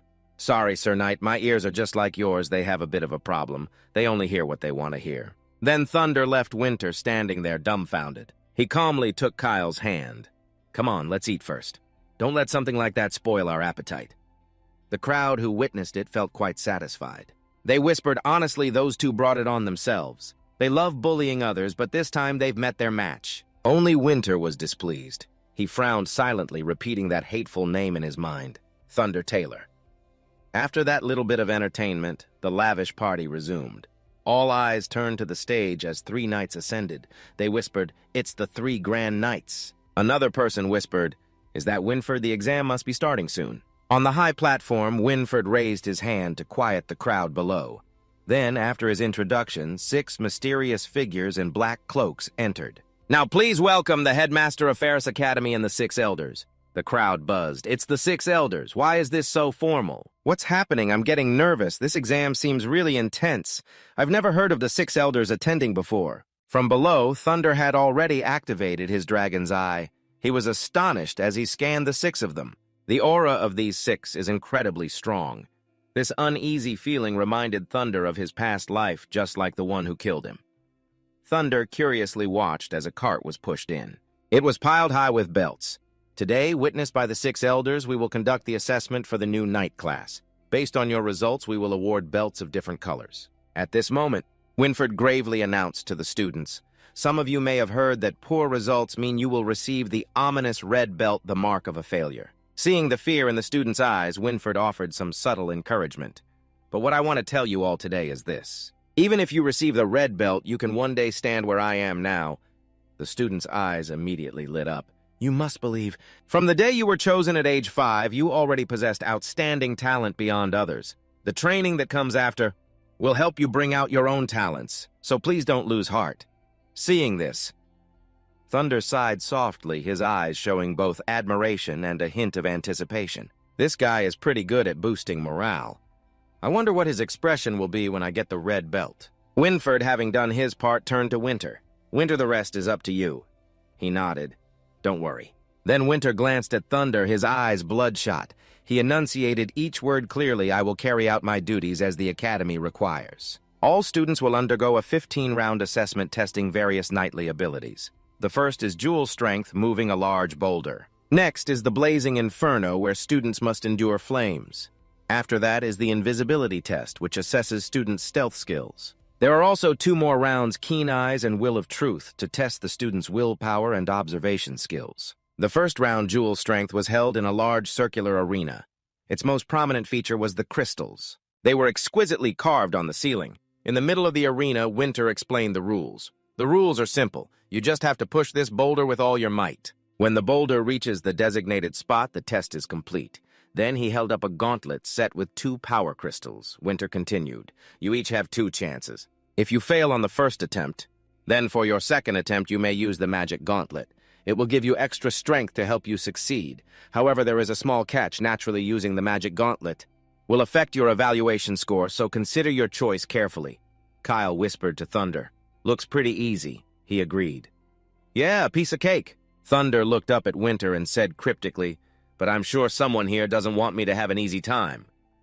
Meanwhile, Winter was still announcing the rules. "Before the assessment officially begins, I have one more announcement."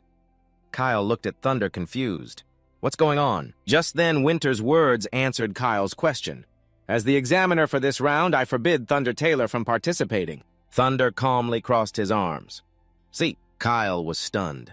"What?" Slavia immediately spoke up. "That's not fair. Why isn't Thunder allowed to take the test?" Winter spread his arms and said sternly to the contestants, "Fair, I want to remind all you future knights that whether it's on the battlefield or here at the Academy, obeying a superior's command is your absolute duty. If you have an issue, you can take it up with my superior. As for me, I follow my superior's orders unconditionally." Hearing this, Kyle and Slavia fell silent. It seemed they had understood the situation. Then Winter called the first contestant. "First student, step up." "Yes, sir," the student replied. Kyle looked at Thunder with worry. "This is not good." "It looks like he's targeting you, Thunder." Slavia beside them was equally anxious. "You should report him to a superior. He can't treat you this way." But Thunder paid it no mind.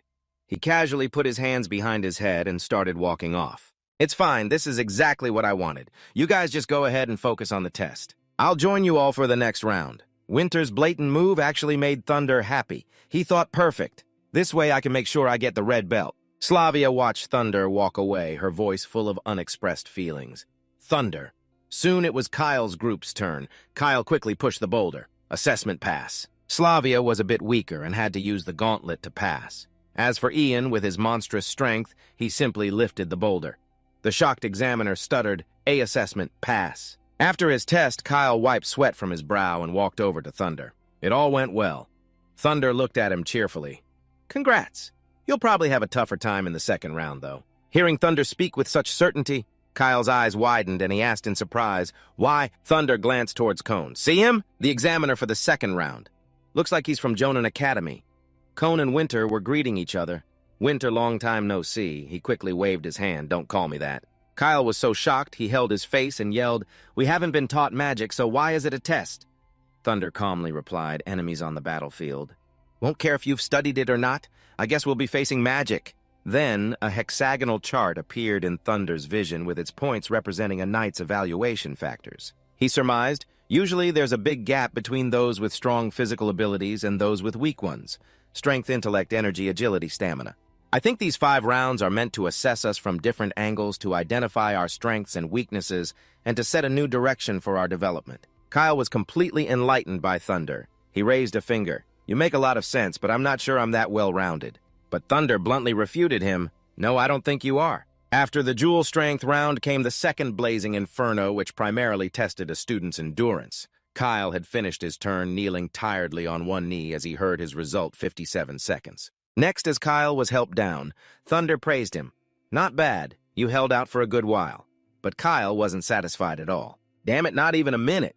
Tan helped Kyle up and comforted him. "You did great. After all, the flames in the mage's illusion world last for a full hour, while in the real world it's only been a minute." The next contestant was Slavia. The examiner created a spot of light on her forehead with his hand and sent the illusion into her mind. Inside the illusion, Slavia is engulfed by fierce flames. Despite the scorching heat, she refuses to give up. I know this is a hallucination. The fire even burns off all her clothes. But she's determined not to give up, it's clear in her eyes. "But you can't scare me." Down below, Ko cheers. It's been 5 minutes, she's far surpassed second place. Even Munch has to gasp in admiration, she's been in there for so long. She's amazing. Slavia's endurance is so impressive. She has my praise as well, all right? You have proven your ability. "Who is that girl?" The crowd below grew noisy. "She's so good! That's none of your business, she's my goddess. Shut up and get rid of your filthy thoughts. After Slavia's test, it's Thunder's turn." "Next, Thunder Taylor," she whispered as she passed him. "Good luck, Thunder." The old man's booming voice asked, "Are you ready?" Thunder obediently replied, "Yes, please begin. I should be able to hold on for about 20 seconds. As the crowd below saw him, they started jeering. "It's the redhead! It's that redhead!" Thunder quickly entered the illusion, calmly waiting for the flames. Suddenly his face flushed as he excitedly thought, "All right, now I will." But before Thunder could do anything, a giant fire dragon appeared in front of him. Thunder raised his hand to shield his face, staring blankly as the dragon breathed fire at him. "What the... Isn't that me?" In the real world, both Khan and Thunder were thrown back by an invisible force. Winford and Bernardo, watching from above, were completely astonished by what happened. Up above, the other knights were all stunned. The elders clearly had not expected this situation. They were speechless with surprise. Winford and Bernardo rushed over. Khan, trembling, pointed at Thunder. "The curse! He has the redhead's curse." The contestants below started gossiping non-stop. "What's going on? Why did the examiner fall over? I knew it. Getting close to that guy brings bad luck. Didn't you hear the curse? It's the curse." The murmurs grew.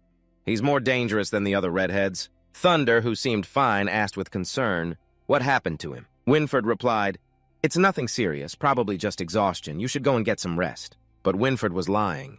He hadn't expected this either. How strange. All of his magic has been depleted. This shouldn't be possible. Afterward, Winford quickly went to see the remaining elders. One of them asked, "What is it?" "Have you found the cause yet?" He answered hesitantly, "It's magic sickness caused by magic depletion. He'll recover after some rest."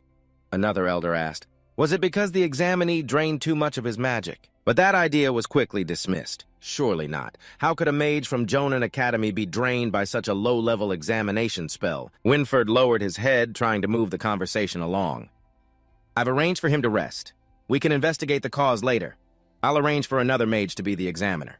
An elder nodded. "Very well. Make the arrangements." As Winford left, One of the 6 elders, JB, beckoned a guard over and whispered instructions to him. The guard nodded. Understood, I'll get right on it. The elder sitting next to him, who wore a yellow mouthguard, was lost in his own thoughts, frowning. The elder with the yellow mouthguard kept his eyes fixed on Thunder, quietly saying his name, Thunder Taylor. The examination was temporarily postponed, and Thunder's group gathered to talk. He asked in surprise, "What's magic sickness?"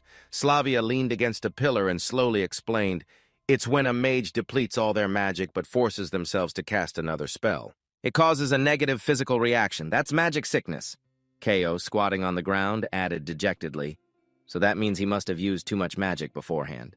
That guy is so unlucky." Yet Thunder was still in the mood to joke. He feigned a sigh. You could say the heavens are jealous of the elite. But Slavia was still suspicious. It's strange. How could a mage from Jonan Academy make such a basic mistake? And what exactly was that curse he mentioned? Before she could finish, the ground beneath them shook violently. Huge, sturdy tree trunks began to emerge from the earth. Everyone looked at each other, bewildered. What's going on? An earthquake. A forest of lush trees with sturdy dark brown trunks appeared before them. The contestants frantically asked each other, "What is that?" It turned out the mages were casting a spell. They had worked together to create this forest. The crowd was astonished once again. They murmured, "Is that magic trees are growing all over the arena?" Thunder's group was trapped in a corner. Ko covered his nose. What the hell is this? Slavia was also choking on the smoke. Someone used magic. Suddenly, an arrogant voice echoed from above them. "The 3rd round is about to begin." Everyone stared at him in bewilderment. "Is that Finn?"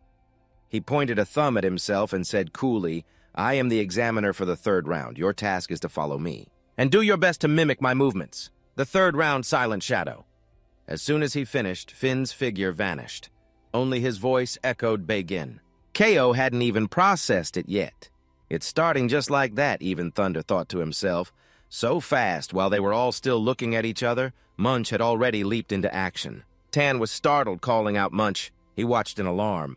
Damn it, how is he so fast? Then without a word, Kyle and Thunder also sprang into action. Thunder and Slavia immediately followed suit. She looked back confidently. "I won't lose to you guys, only Tan was left on the ground." He shouted in despair, "Hey, is no one waiting for me?" Meanwhile, Finn was still dashing from branch to branch. He thought to himself, this might be a bit too difficult for these kids. With that thought, Finn glanced back, considering waiting for them for a moment. But he was met with an astonishing sight. A flicker of shock appeared in his eyes. Right behind Finn was Munch. Following Munch were Kyle, Thunder, and Slavia. Kyle shouted after him, "Hey, Munch, we're about to catch you." Seeing this, Finn turned back, relieved. His voice held a hint of amusement. "Seems like I don't need to hold back." Then Finn suddenly accelerated, moving so fast he became a blur. "Now let's see you get up here with your own talent." Meanwhile, in a hidden thicket, someone was raising a bow, muttering, "So it's time to do it." Meanwhile, Thunder had fallen to the very back, struggling to keep up. "Damn it, this isn't my strong suit." Covered in sweat, Thunder pushed himself not to be left behind. He grumbled to himself, "I still prefer limb-based exercise." Just then, a shower of arrows flew towards them. Thunder frowned. "What is that?" Seeing the arrows, he quickly warned the contestants behind him, "Watch out, there's a sniper." The arrows landed precisely at the feet of Munch, Slavia, and Kyle. Fortunately, the group stopped just in time. Mia watched Finn zip past and said, "You're not holding back too much, I see. Quite a lot of them are keeping up. I guess I'm the one who'll have a tough time next." This was to Finn's liking. "The potential of this batch isn't bad, you'll see." Then Mia shouted to Thunder's group, "Don't just stand there, hurry and follow. If you don't hurry, you won't catch up. Each of you take a bow." As she spoke, a wooden plank dropped down in front of them, holding bows and arrows. Mia solemnly declared, "The assessment begins." Thunder stared blankly at the bow. The group quickly equipped themselves. Thunder guessed looks like the 4th round is starting simultaneously. Kyle wondered, are they testing our archery accuracy, while Slavia had already sped off. "I think so." Then she nimbly followed Munch. "I'm going first." Mia's voice echoed again. "There are many targets set up in the forest ahead. Hit 3 and you pass." Then Mia knocked an arrow, watching them with excitement. "Of course you'll have to deal with my interference." The 4th round, the precise eye, officially begins. The person trailing at the very back was Thunder, and he was a bit unhappy. "Even though all I need is a red sash," he thought. "I don't like being last at all." With that, Thunder immediately activated his dragon's eye, resolving to show off a little.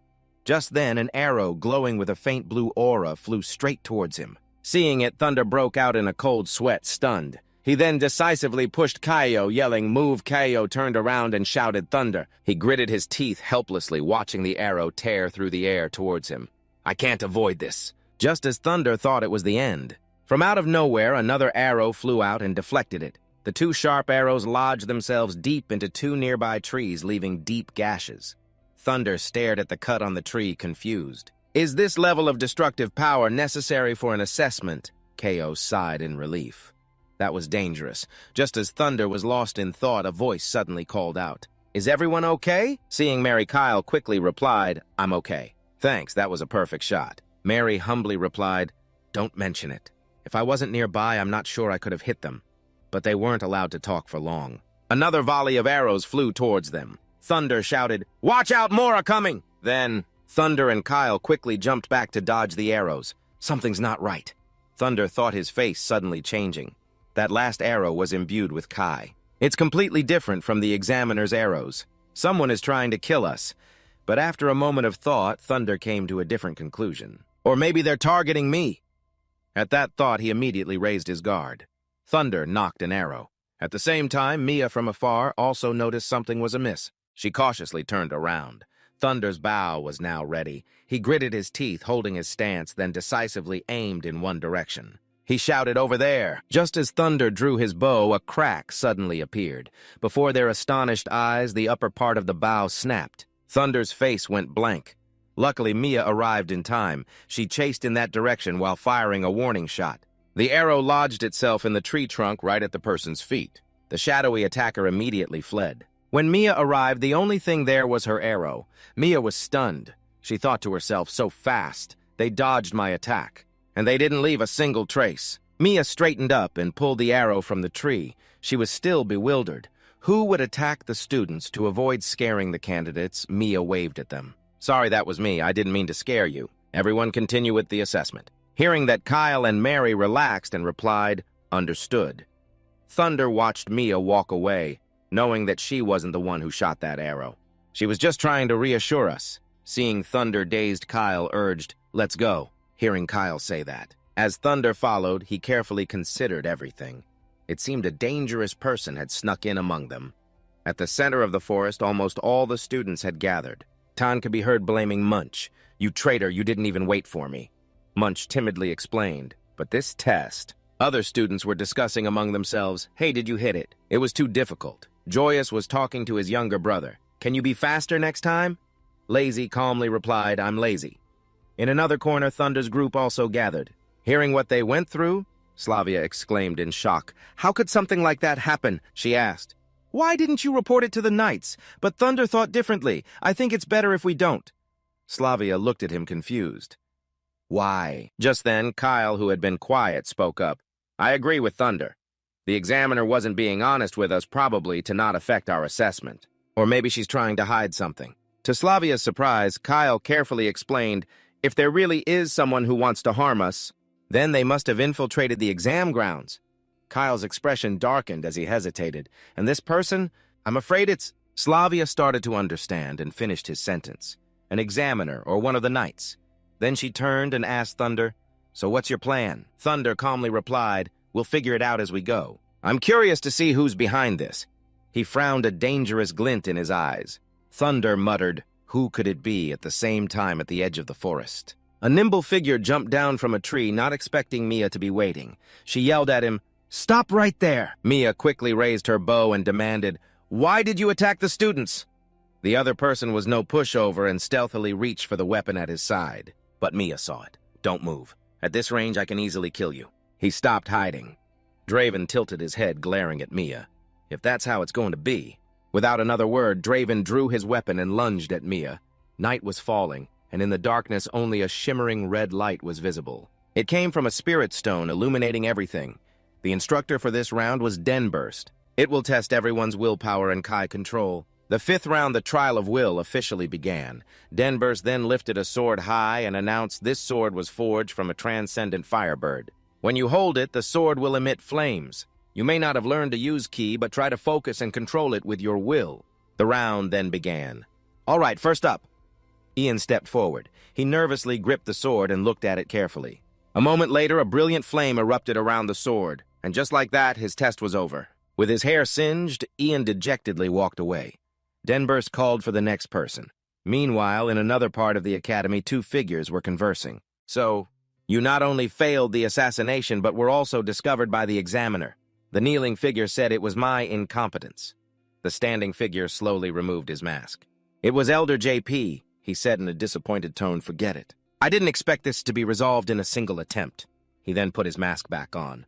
The mask he wore was a treasure. The golden mask was a treasure that could instantly change the wearer's appearance. JP reverted to his identity as the white-bearded elder and continued speaking. It can signal our guardians. The Pureblood Guild has never vanished. Back at the assessment, Kyle's test had just finished. Denburst made a note and called all right next.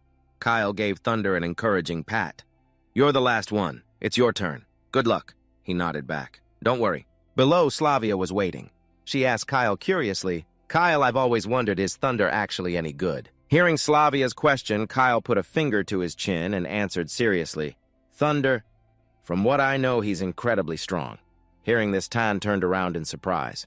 But his scores in the first 4 rounds were terrible. Slavia was even more confused. Why would you say he's strong? But Kyle wasn't joking in the slightest. Even though I won our last duel easily, but 15 years ago, Kyle's voice trailed off as he recalled that time. I was attacked by an intermediate-level wolf beast, and Thunder defeated it and saved me. Tan didn't believe it and just laughed, saying cheerfully, Come on, stop talking nonsense. 15 years ago, you were only 5 years old. How could you possibly defeat an intermediate-level wolf beast? At most, it was just a slightly large wolf. Kyle's words resonated with Slavia. She remembered the night she caught Thunder sneaking out. If Thunder is really that strong, then why would he hide his true strength back in the testing area? Thunder gripped the sword's hilt.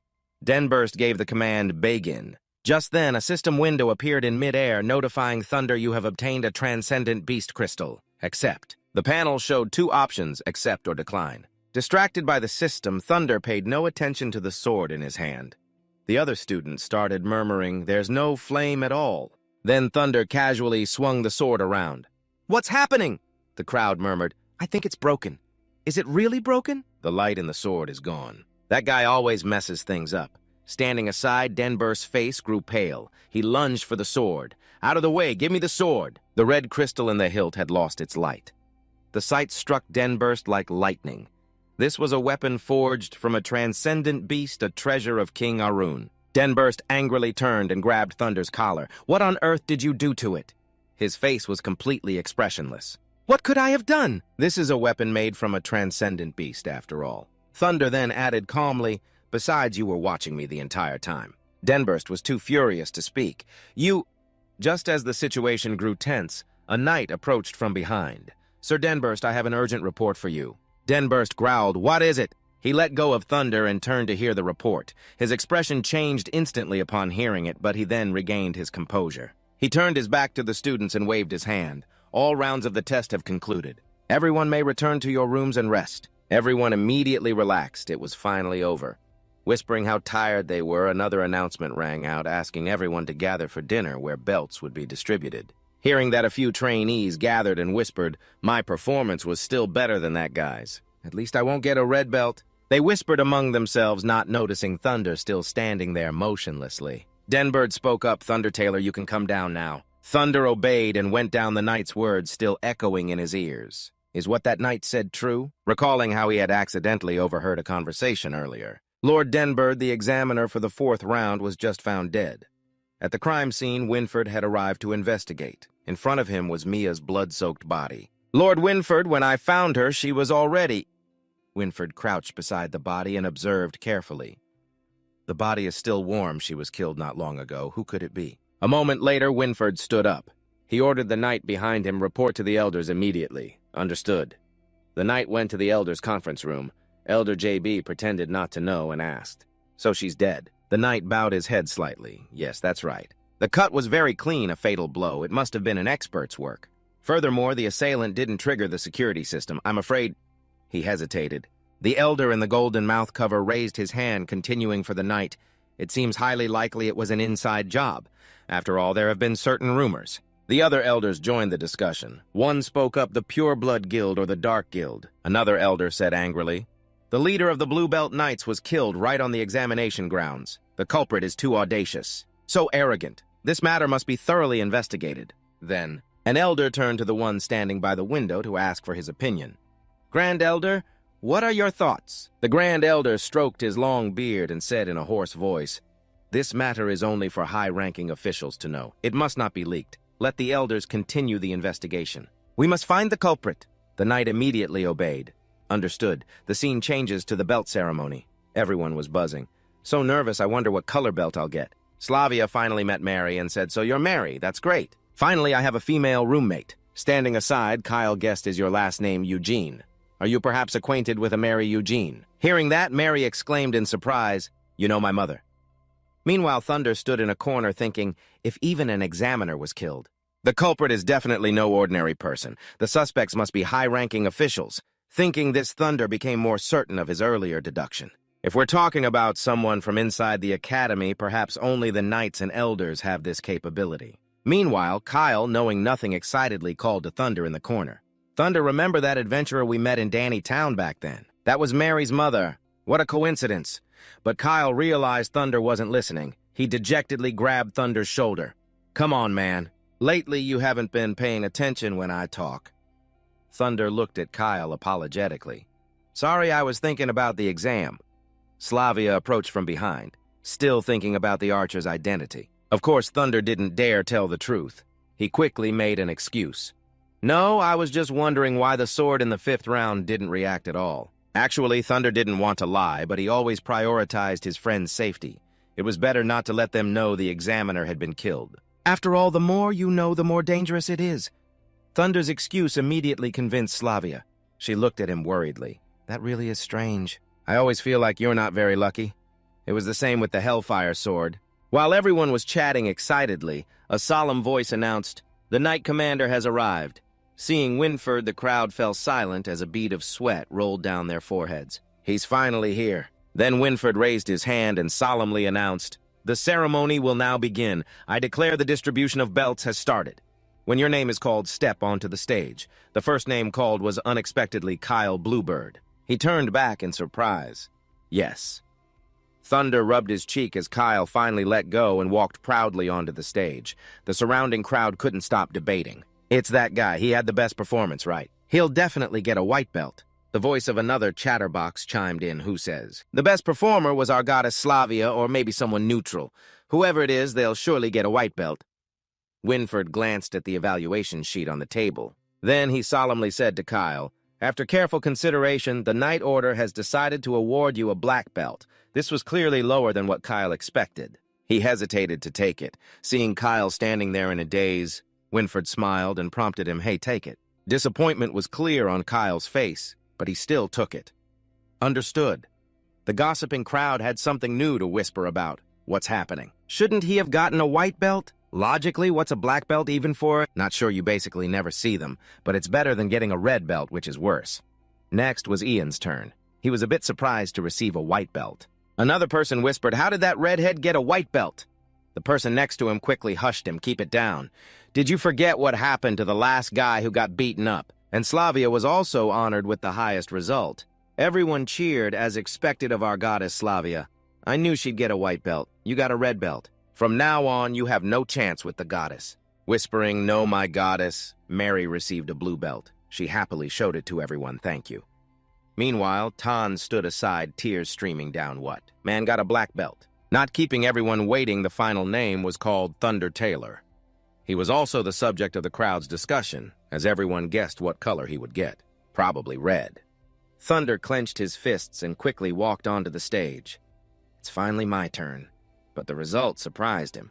Winford held out a black belt and spoke. The Knight Order, after careful consideration, has decided to give you a black belt. Seeing this, Tan cried even harder, shaking Man's shoulder. How can a loser like him get a black belt too? Man tried to comfort him. Maybe Thunder is hiding his true strength, but the comfort didn't help Tan. He mumbled, What does this mean? Am I the only loser? Even Thunder couldn't understand. He looked at the belt in his hand with doubt. How did this happen? Why did I get a black belt? Is this a conspiracy? Winford's voice rang out again. The Knight belts have all been distributed. Whether you accept it or not, this is the final result. Man patted Tan's shoulder. Try to look on the bright side. Winford continued instructing everyone. From tomorrow, after completing basic training, please follow the knights according to your belt color. For different training. Kyle looked sadly at the item in his hand. What is this black color for anyway? Meanwhile, behind the trainees, Carden was reading the list. After a moment's thought, he quickly made his selections and spoke to the person in charge. Assign me the 2 redheads. With a cigar in his mouth, Carden glanced back. Hope they don't cause me any trouble, future Dragon Knight. Scene changes to the next day. At the training square, a crowd of people was leaving. Some waved goodbye, while another group joked, "Let's go." Finally, we can go back to the dorms. Only Thunder's group remained still. Kyle watched the crowd growing impatient. Everyone else has left. Why isn't our instructor here yet? I hope he's a normal person.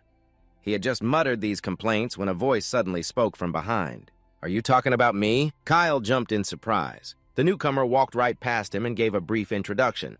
From now on, I'm your instructor. Follow me. A flustered Kyle stood at attention and quickly replied, "Yes, instructor." The man then walked ahead, not slowing down for the trainees who followed in silence. The atmosphere was very awkward. Kyle was the first to speak. What did the knight say his name was? Thunder shook his head slightly. I don't think he said. Why don't you go ask him yourself? He only said it casually, but who knew Kyle would actually ask? Excuse me, knight, sir. How should we address you? Thunder was speechless. This guy really dares to do anything. Without turning back, Caden waved his hand and said lazily, "You can call me Ka." Hearing this, Thunder muttered to himself. Ka, what a weird name. Keo thought so too, guessing it was not his real name. The group continued moving and soon ran into Denver. He put on a fake smile and greeted them. "Hello, Sir Caden." What a coincidence, Caden nodded slightly in response. Sir Denver glanced at the trainees behind Caden and spoke in a mysterious tone.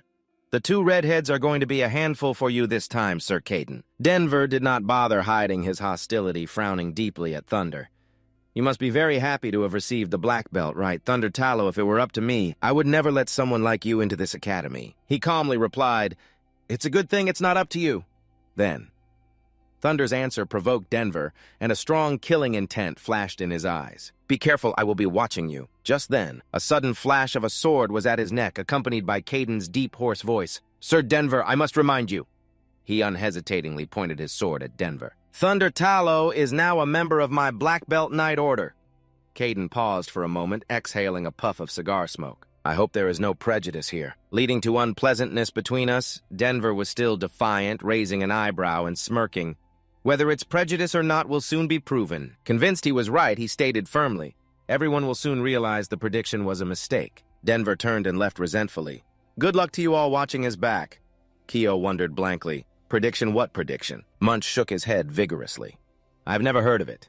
As for Caden, his face instantly darkened and he gritted his teeth, saying nothing. After a long while, he finally spoke. "Follow me." Not long after that, Caden led the group to a large building.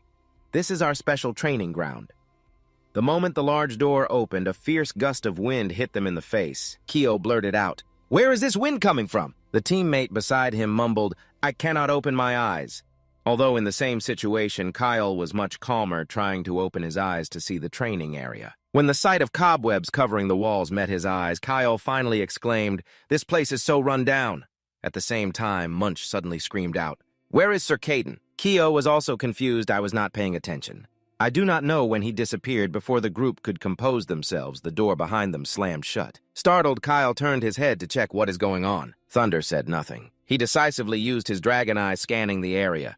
"He is gone." Thunder tried to confirm again. Even with his dragon eye, he could not see him. An anxious Kyle beside him asked Thunder, "Can you see him?" At that moment, Thunder himself was confused and answered honestly, "No, I cannot see him anywhere." The next second, Caden suddenly put his arms around them from behind. He asked in a low voice, "Are you looking for me?" His sudden appearance scared them, and the whole group screamed.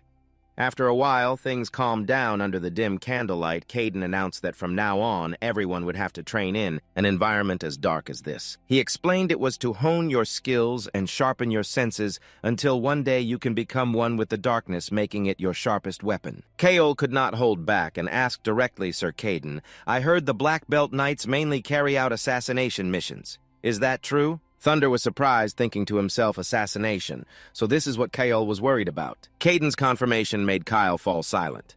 "That's right. The skills you will master will make you more suitable for assassination missions than anyone else." He lowered his head and mumbled, "Why can't we fight honorably like everyone else?" Caden slowly approached, shrugged, and replied, "You were chosen to be black belt knights because you possess something special that others do not." He gently patted Kael's shoulder and said calmly, "If you want to fight honorably against others, believe me, you are also capable of that." Caden made sure to emphasize this hearing that Kael was moved, his eyes brightening as he looked at him. "Sir Caden." Then Caden tossed an item to each of them. "Take this." Keo looked doubtful. "What is this?" Caden's lips curved into a smile as he announced, "From today on, you can use any fighting style you like." Sunlight shone on the watch face of his bracelet. It read Thunder Tallow rank 300 along with today's training completion level. He lay on his bed pondering the number 300. So this thing displays the current rankings. Thunder was lost in thought. According to Sir Caden, after daily training, the rankings will update and members can freely challenge one another. More specifically, if the lowest-ranked member wins a challenge, they can directly take the higher-ranked member's position. The higher the rank, the more resources you get. Thinking of this, Thunder immediately sat up. "Kael, how many trainees are in our class?" The other thought for a moment. I think there are about 300, hearing that he directly was speechless, thinking to himself. "So I am dead last." Thunder casually asked Kael, "What is your rank?" He looked flustered and hesitated to answer. Tan ran over, glanced at the watch on Kael's wrist, which read, "Kael rank 1 today's training completion 100%. He excitedly grabbed Kael's wrist. "We were wondering who number 1 was, and it turns out he is right here." Tan laughed gleefully. "This is great. The 1st and 3rd ranked are in our dorm. Does this mean we can walk around like we own the place now?" An embarrassed Kael shouted. "Tan, you idiot!" Slavia, ranked 3rd, frowned at them. "Boys are so shallow next to her." Mary, ranked 89, just gave a wry smile. Meanwhile, Ian noticed Munch's goofy grin. Ian asked Munch, "You seem very happy?" The other replied vaguely, "It is nothing." His lips curved up as he looked at his ranking information with delight. Munch ranked 65, today's training completion 100%. He told himself to keep trying harder. 10 days later, bright sunlight bathed the buildings. Thunder walked down the hallway, thinking to himself, today's hunt was not very fruitful, but I am close to getting 100 crystal points from low-level beasts. As he reached the dorm entrance, he heard arguing. "What do you mean by that?" Thunder saw Munch looking extremely indignant. "Luckily, in these special training sessions, I was able to raise my rank." "Note his current rank is 50, Kael standing opposite him replied bluntly.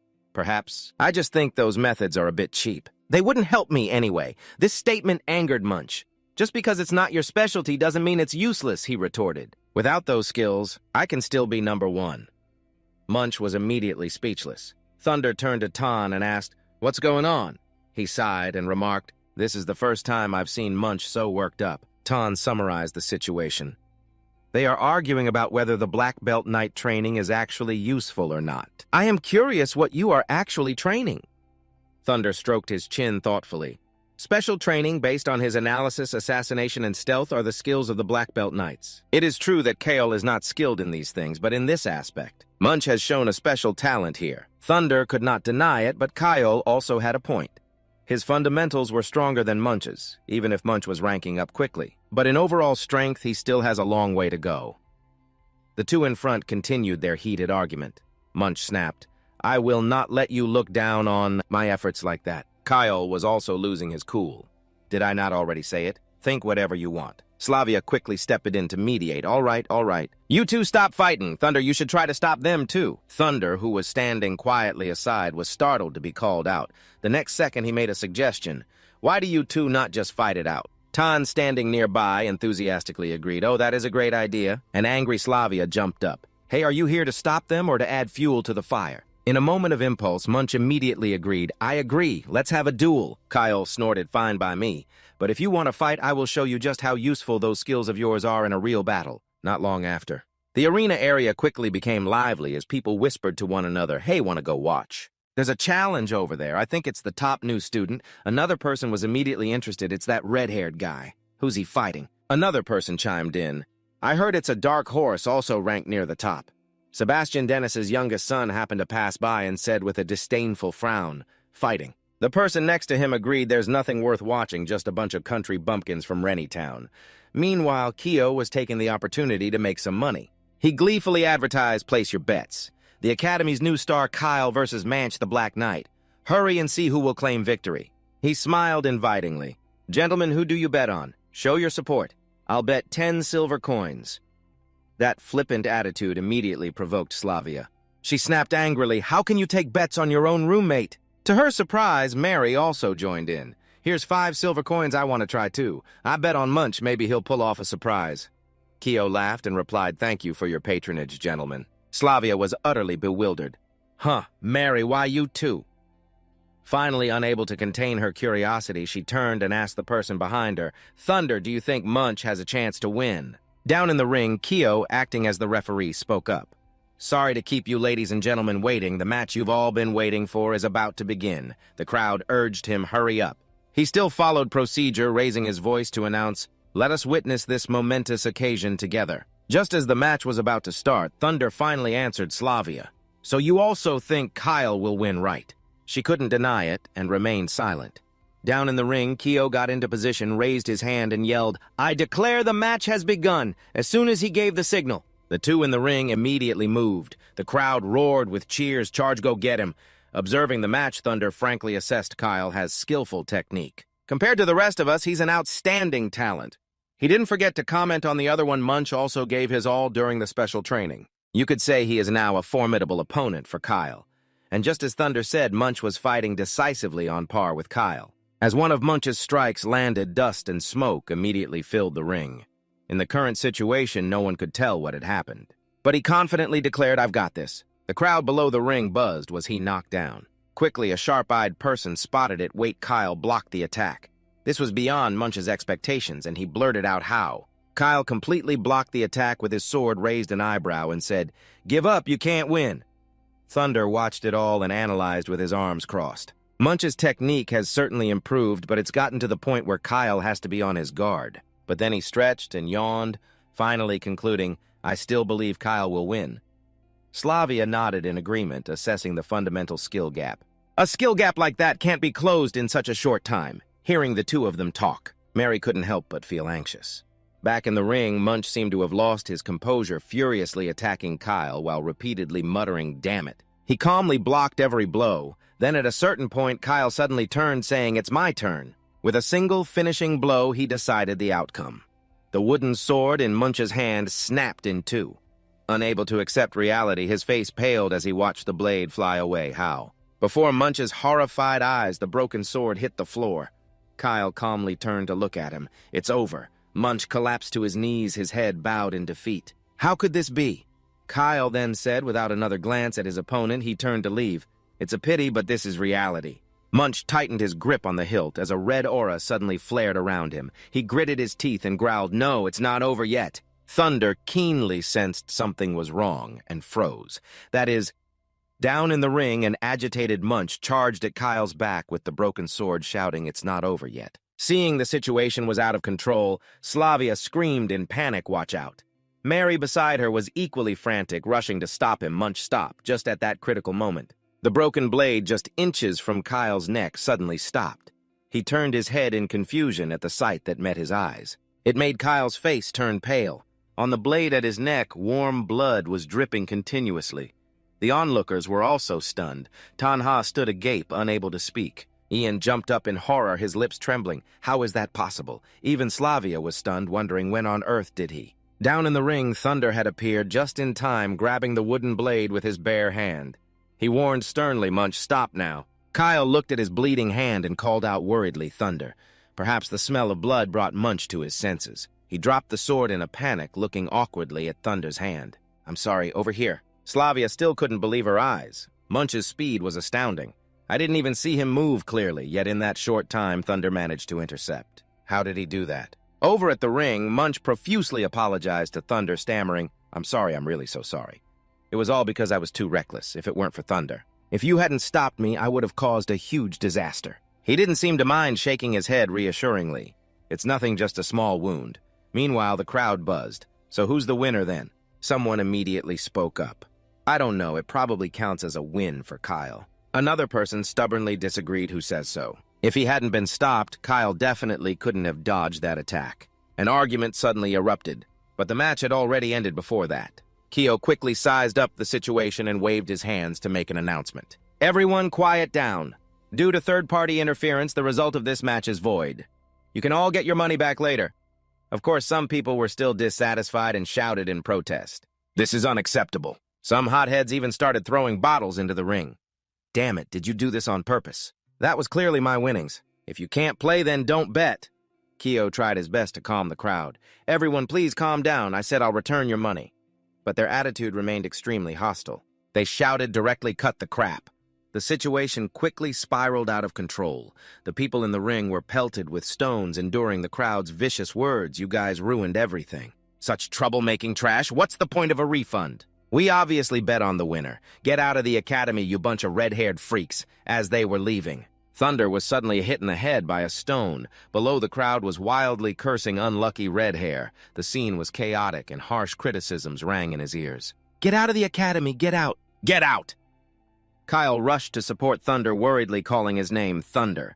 Munch tried to hold back the crowd, asking everyone to calm down, but was met with vicious words, shut up, get out. Kyo noticed Thunder staggering, and his face changed. Thunder, what's wrong? He replied weakly, let's go. Slavia and Mary also came down to shield him, trying their best to persuade the crowd, please don't do this. The match is already over. Everyone, please calm down. Amidst the chaos, Eric casually picked up a large brick with a cunning smile. Let me give him a big one.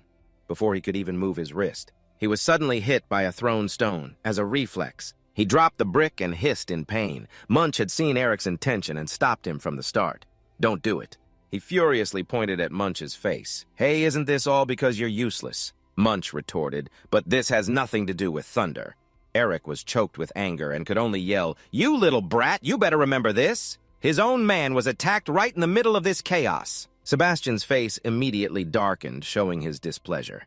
The space around Thunder seemed to freeze as the crowd's vicious words echoed in his ears. Red-haired freak.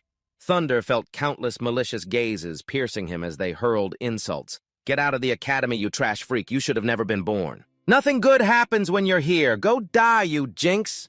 As he walked through their storm of insults, he truly couldn't understand why this was happening. Are all these filthy humans like this? But there were still voices of concern. Stop throwing things, we are all fellow students. Thunder, are you okay? But he was almost drowned by harsh insults. I don't want to study with a freak. That's right.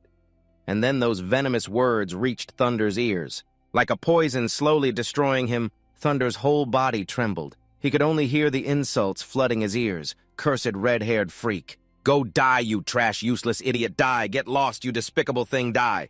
Thunder began to lose control, his dragon eyes unconsciously appearing veins bulging on his forehead. He gritted his teeth in fury. Amidst the chaos, a stern voice suddenly boomed, silence. The crowd instantly quieted down, turning to look where the voice came from. When they saw who had arrived, they began to whisper, It's Lord Winford. What's he doing here? Could he have placed a bet too? Someone immediately cut in, Don't be stupid. How could that be? As soon as Kale saw Winford, he rushed to report, Lord Winford, Thunder is bleeding badly. We need to bandage him up.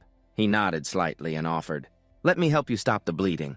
But Thunder flatly refused. There's no need. It's just a small wound. Is there something you need? The man hesitated for a few seconds before saying hesitantly, Thunder, your mother is here. Hearing this, he froze completely, his eyes wide with shock.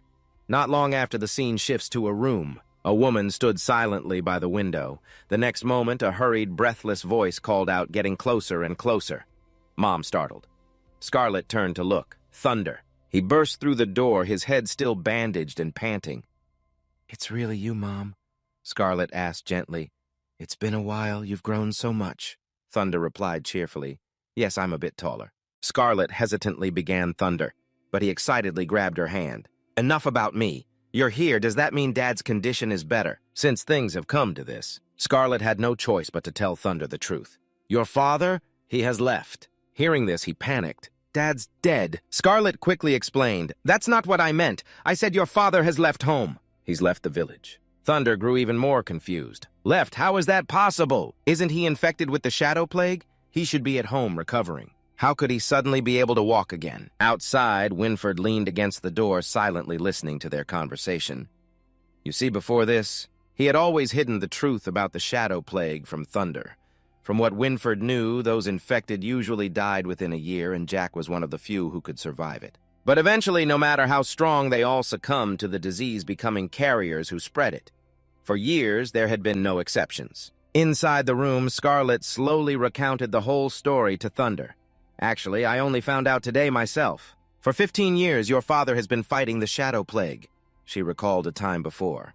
One night, Scarlet was startled by a sudden noise. What was that sound? At that moment in the bedroom, a black ink bottle was rolling on the floor. Papers were scattered everywhere. As Scarlet pushed open the door, she saw her husband hunched over the desk, writing something. She gasped Jack. He turned his face, panting heavily. He smiled faintly and said Scarlet. She rushed to embrace him, crying out joyfully, "You're awake!" "Jack, this is wonderful." He hugged Scarlet back tightly, but it wasn't long before the dark purple veins reappeared on his face. He could barely breathe as he whispered in her ear, "It's no use. I can't fight it anymore." His words threw her into despair, tears streaming down her face. "You have to kill me." Scarlet, of course, refused, choking out, "No, Jack. I can't." He caressed her face gently, trying to persuade her, "Scarlet, after you kill me." Before Jack could finish, a wave of pain hit him. He choked, his eyes widening. He clutched his head, trying to stay conscious, repeatedly urging, "Kill me now." Scarlet rushed to his side. "Jack, what's wrong?" But Jack's condition deteriorated rapidly. Dark purple energy swirled around him as he screamed frantically, "Kill me now!" Panicked Scarlet tried to call his name, Jack. In an instant, he lost control, springing to his feet and growling. The energy he unleashed shook the entire room. Scarlet could only sob his name, Jack. She collapsed to the floor as fire quickly spread around them. Jack, still consumed by the plague, pleaded, "Kill me now." Scarlet adamantly refused. She couldn't do it. Her eyes were swollen and red from crying, but she still answered firmly no. Jack's figure flickered behind the intense flames. He was a complete wreck, repeating only one phrase, "Kill me now." "Kill me," Jack stood there, his voice a hoarse, mournful shout. Back in the present, Thunder hesitantly confirmed, "So, you didn't do it, Mom." Scarlet's face was etched with sorrow as she rummaged in her pocket and replied, "He's your father. Also, he left this for you. I felt I had to give it to you myself." With that, she took out a letter and carefully handed it to Thunder. He took it and began to read, his expression doubtful. "He left this for me." The letter read, "My dearest Thunder, I'm ashamed I can't be there to watch you grow up. From the moment your mother and I first saw you, I knew you were special. I know you entered the Pharaoh Academy, and I also know your true strength is even greater than that." Every word Jack wrote was filled with sincerity. He confessed, "I am so proud of you." At the end, he wrote, "I'm sorry I can't be with you any longer. I hope you can live your life as you wish. Thank you for being my son. I will always love you." After reading it all, Thunder's body trembled. He clutched the letter tightly, tears streaming down his face, choked with emotion. What a foolish old man, writing as if this is his last will and testament. What's the point of being so sentimental? "I will find a way to save you, Dad." Time passed quickly after that. Thunder returned to his dorm and collapsed onto the bed, his arm across his forehead. He recalled his mother's words before she left. "Thunder, I have to go find your father. No matter what he's become, I have to find him." He had offered, "Then I'll go with you," but Scarlet had flatly refused. "No, you have your own responsibilities. I think your father would want that too." Thunder still tried to convince her, but Scarlet cut him off firmly. "Thunder, I'm so glad I got to see you. Don't worry about us. Just do what you need to do." Finally, she said goodbye with a tight hug. She gently patted his head. The memory ended, leaving him lost in thought. "It's been 10 years. I haven't accomplished anything at all. Just like the humans, I've made no progress. I can't avenge my people, and I can't even protect those I want to. Everything is just awful." Hearing the door open, Thunder shot up his eyes, meeting Kael's. Kael asked with concern, "Thunder, you're back. Did you get to see your mom? What did she say? Is your dad doing all right?" But Thunder just walked past Kael and headed straight out. He walked slowly down the hall, his back looking incredibly lonely, letting out a soft, non-committal hum. Seeing his friend like this, Kael couldn't help but worry. He pursed his lips and called out, "Thunder." He thought to himself, he doesn't seem all right at all. Just then, a piece of paper on the table fluttered to the floor. It caught Kael's attention. He picked it up and glanced over it. This is..." Kael was so absorbed he didn't notice a hand sneaking up until Tan snatched the paper from him, laughing triumphantly. "Caught you reading something so intently? It must be a love letter from some girl, right?" Kael yelled angrily. "Tan, what are you doing? Give that back." The other guy was still joking around. "Don't be so shy. Let me see what this secret romance of yours is all about." Kael tried to grab it back. "I told you it's not a love letter. Give it back." The others returned to the dorm just then. Slavia froze, dumbfounded by the sight. What are you two doing? A love letter, Kyle explained impatiently. It's a letter for Thunder. At this, everyone was stunned. Slavia blurted out, "What?" A short while later. Kyle told the others everything from beginning to end. He sighed. So this is what happened. Slavia was still processing the news, mumbling, "So Thunder's father was infected with the shadow plague."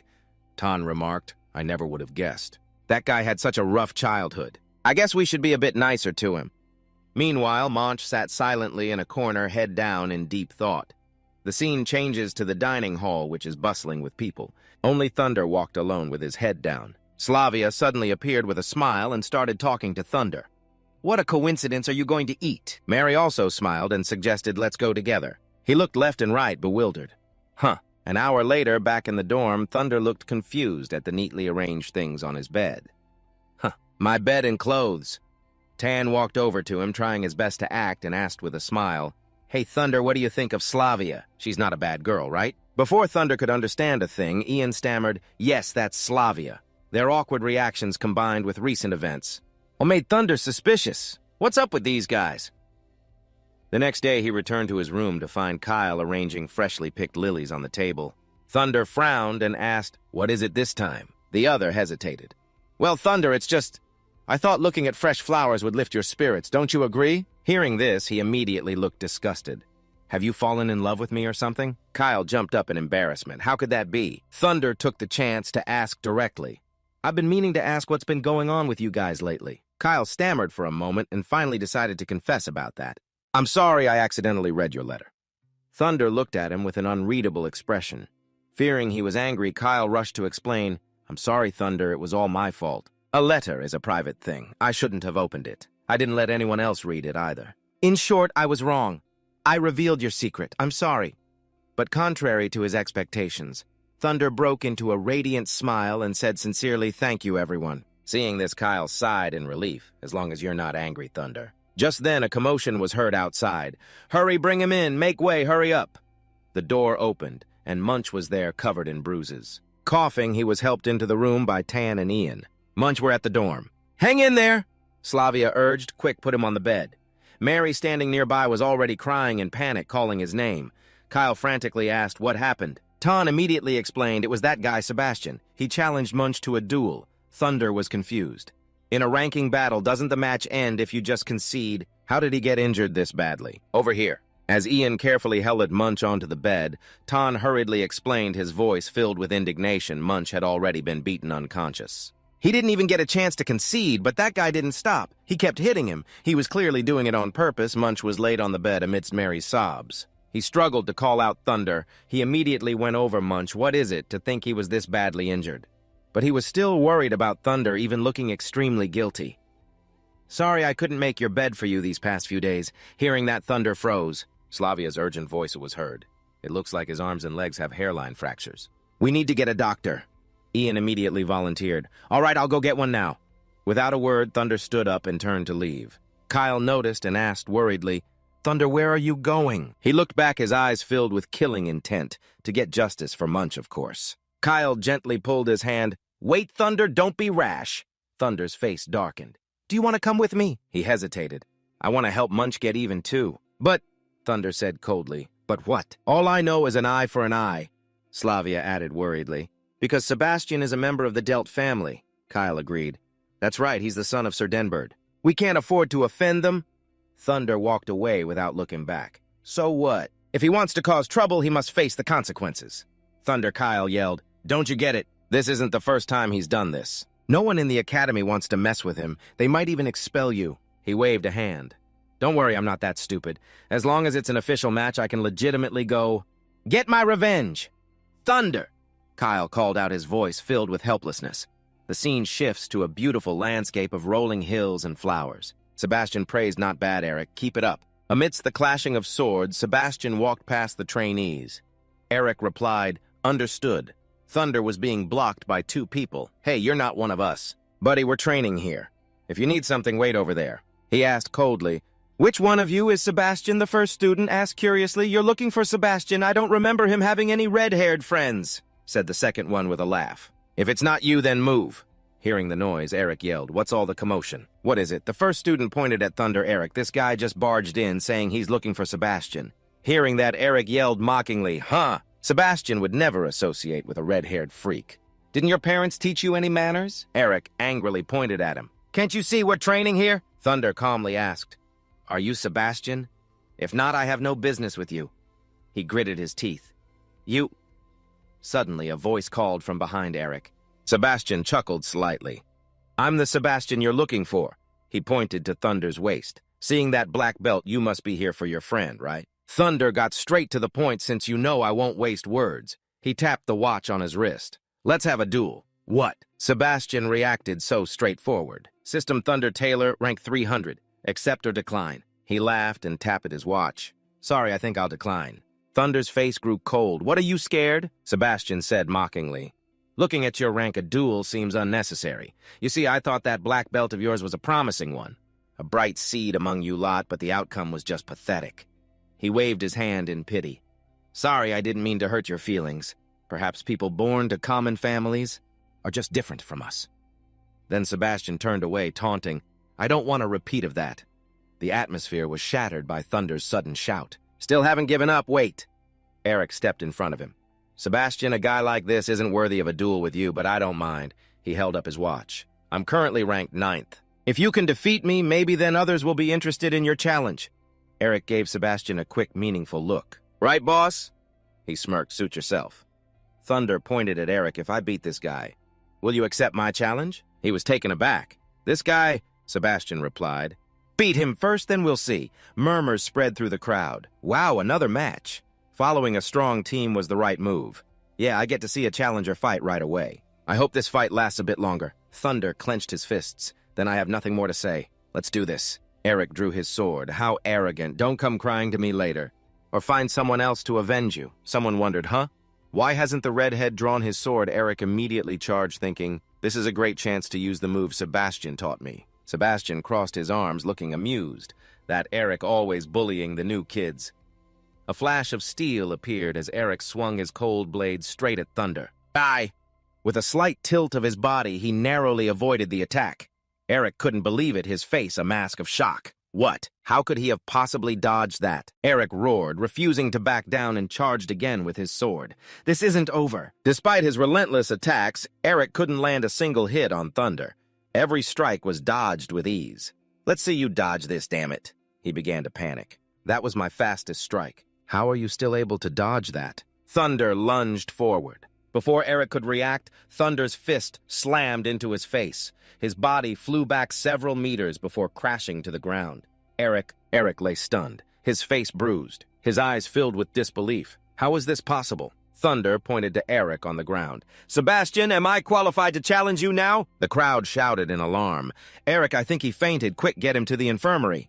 Sebastian crossed his arms indifferently. "What's in it for me to defeat you? You put up 2 sparkling stones, and if you win, these 2 mid-tier monster crystals are yours." He stammered and yelled, "Where did you get mid-tier monster crystals from?" "I don't want to get into trouble by taking things of unknown origin," you answered calmly.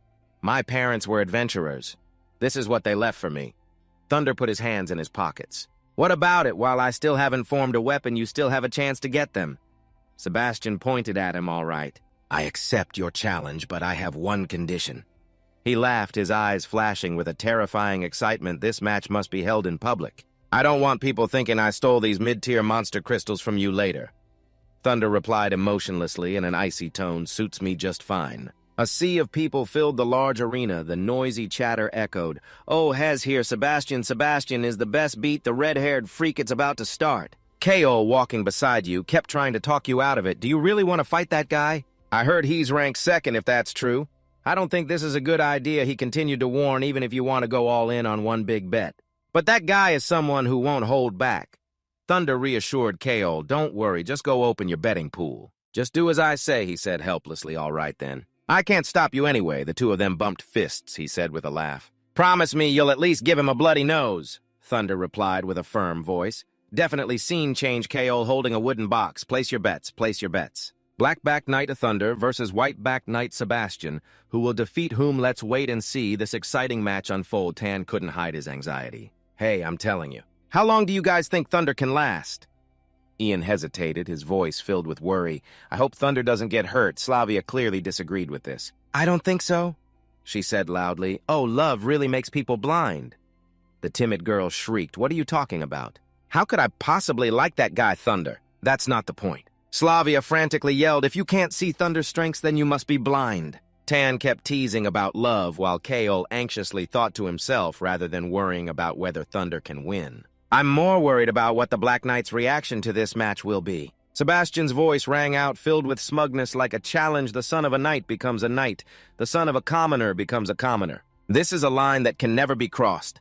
He caressed his sword while taunting Thunder with a pun. I know defeating Eric gave you some confidence. But through this match, I will make you understand the difference between us. The referee announced. Both sides, please take your positions, you replied coldly. Save that lecture for your little brothers. Sebastian's sword was raised high as he stood in a ready stance. Everyone in the stands watched the arena with worried eyes. You wrapped two cloths tightly around your face, leaving only your sharp eyes exposed. The referee's shout echoed. The match begins.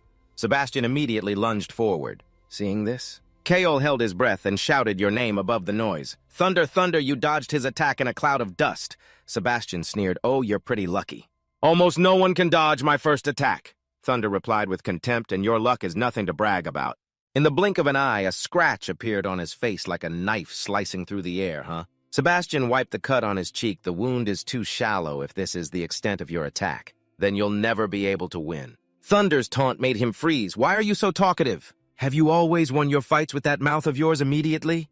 Sebastian rushed forward like a fierce gust of wind. All right, your luck ends here. Thunder gracefully dodged, slipping past the attack with ease and agility. You quickly landed a powerful blow that grazed his cheek and shoulder. Tan's eyes widened. Did that Thunder guy just attack? Why does it look like Sebastian was the one who got hurt first? Ian didn't know how to explain it either. I don't know, I couldn't see clearly either. Kaol wondered to himself. Thunder, how in the world did you learn that? The moves you just used to dodge Sebastian's attack, he couldn't help but exclaim inwardly, are exactly like those of a knight captain. Sebastian gathered all the magic in his body. Very good. Next up. Let's see if you can dodge this next attack. The crowd in the stands immediately stirred. Look, the aura is gathering on his sword. This is a real eye-opener. Sebastian rushed forward like a whirlwind surrounded by brilliant green magic. Take this. Then Thunder turned like the wind and skillfully dodged to the side. He sneered, a look of excitement on his face. I knew you'd do that, so next. You stood frozen, your eyes showing a hint of worry, watching the stream of green magic head towards you. Sebastian gripped his sword and lunged forward, covered in a dense layer of green magic. You dodged that one, too. The crowd below started cheering wildly. Wow, Sebastian is furious now. Go show that redhead who's boss. Go, Sebastian. You're my god, so cool. Tan said worriedly. This is not good, Thunder. He just keeps dodging like that. Sooner or later, he's going to get hit. Ian also called out your name worriedly. Thunder, he said indignantly. Sebastian, that bastard is too ruthless. Kaol tried to reassure them. Don't worry. I think Thunder will be fine. Tan asked, what do you mean? Slavia looked down and replied, think again. The one who's really at a disadvantage is Sebastian. His legs were shaking as if they couldn't support his body anymore. Drops of blood began to fall from his battered body. His breathing was ragged. Sebastian collapsed to the ground as if all his strength had been drained. What? He was stunned and speechless. How can this be? Hasn't Thunder just been dodging this whole time? Kaol also wondered, but on the contrary, Thunder has actually been attacking all along. Tan yelled, since when? How did I not see it? Kaol looked down every time Thunder dodged one of Sebastian's attacks. He would land at least one attack. He was constantly wearing down Sebastian's stamina. Until his opponent could no longer fight back, covered in wounds, he clutched his arm and screamed, You, my father, never even taught me to fight like that. I will kill you with ragged breath and fiery eyes. Sebastian gathered his last bit of strength and lunged forward in an all-out attack. Thunder swept past him like a thunderous wind. Thunder's attack was so fast it seemed like time itself stopped for a beat. Tan was stunned. Is that really Thunder? How did he get so strong? Slavia turned to Kaol and asked Kaol. Thunder clearly had a chance for a one-hit knockout to decide the match. He replied softly, but why? I think Thunder is doing it on purpose. She paused on purpose. You're like a dragon toying with Sebastian, like a wild beast hunting its prey. Thunder wants to torture his opponent bit by bit. Covered in injuries and scars, he started to wail. My face, you filthy commoner! How dare you! Kaol realized he wanted to get revenge for Man. The cold steel of the sword swept across the bridge of Sebastian's nose. He clutched his nose, trembling. My nose, you just wait. Don't run. If you have any guts, my father will not let you get away with this. In a fit of pure rage, Sebastian screamed as if to tear the sky apart. You're a dead man. Thunder raised his sword, preparing the finishing blow. For someone like you, any more words would be a waste. He trembled and raised his hand to surrender, his voice choked with pleas. Wait, I give up. Your fist slammed into Sebastian's cheek like a blazing fire, leaving an unforgettable mark. Then Thunder unleashed a barrage of blows. Don't dream of me letting you surrender so easily. I want you to pay back what you owe, man, twofold. Slavia watched this and said worriedly, if this keeps up, it's not going to end well. Kaol agreed that's right if he keeps this up. From the stands, a voice suddenly yelled out into the silence, stop. Munch, covered in casts and on crutches, appeared to intervene. Stop it, Thunder. Please. Thunder turned around Munch. He wondered why Munch wanted him to stop. Sebastian knelt down. I forfeit. The referee announced the match is over. Thunder Taylor is the winner. His followers rushed over Sebastian. Are you all right? Thunder took off like the wind, while Kaol hurriedly chased after him, calling his name in worry. Thunder, the people around, anxiously checked on Sebastian. Let's get to the infirmary first, yeah. Stitch up the wounds first. He flew into a rage from the utter humiliation. Get out, all of you! His rage was so intense it made his body tremble violently. Thunder Taylor, just you wait.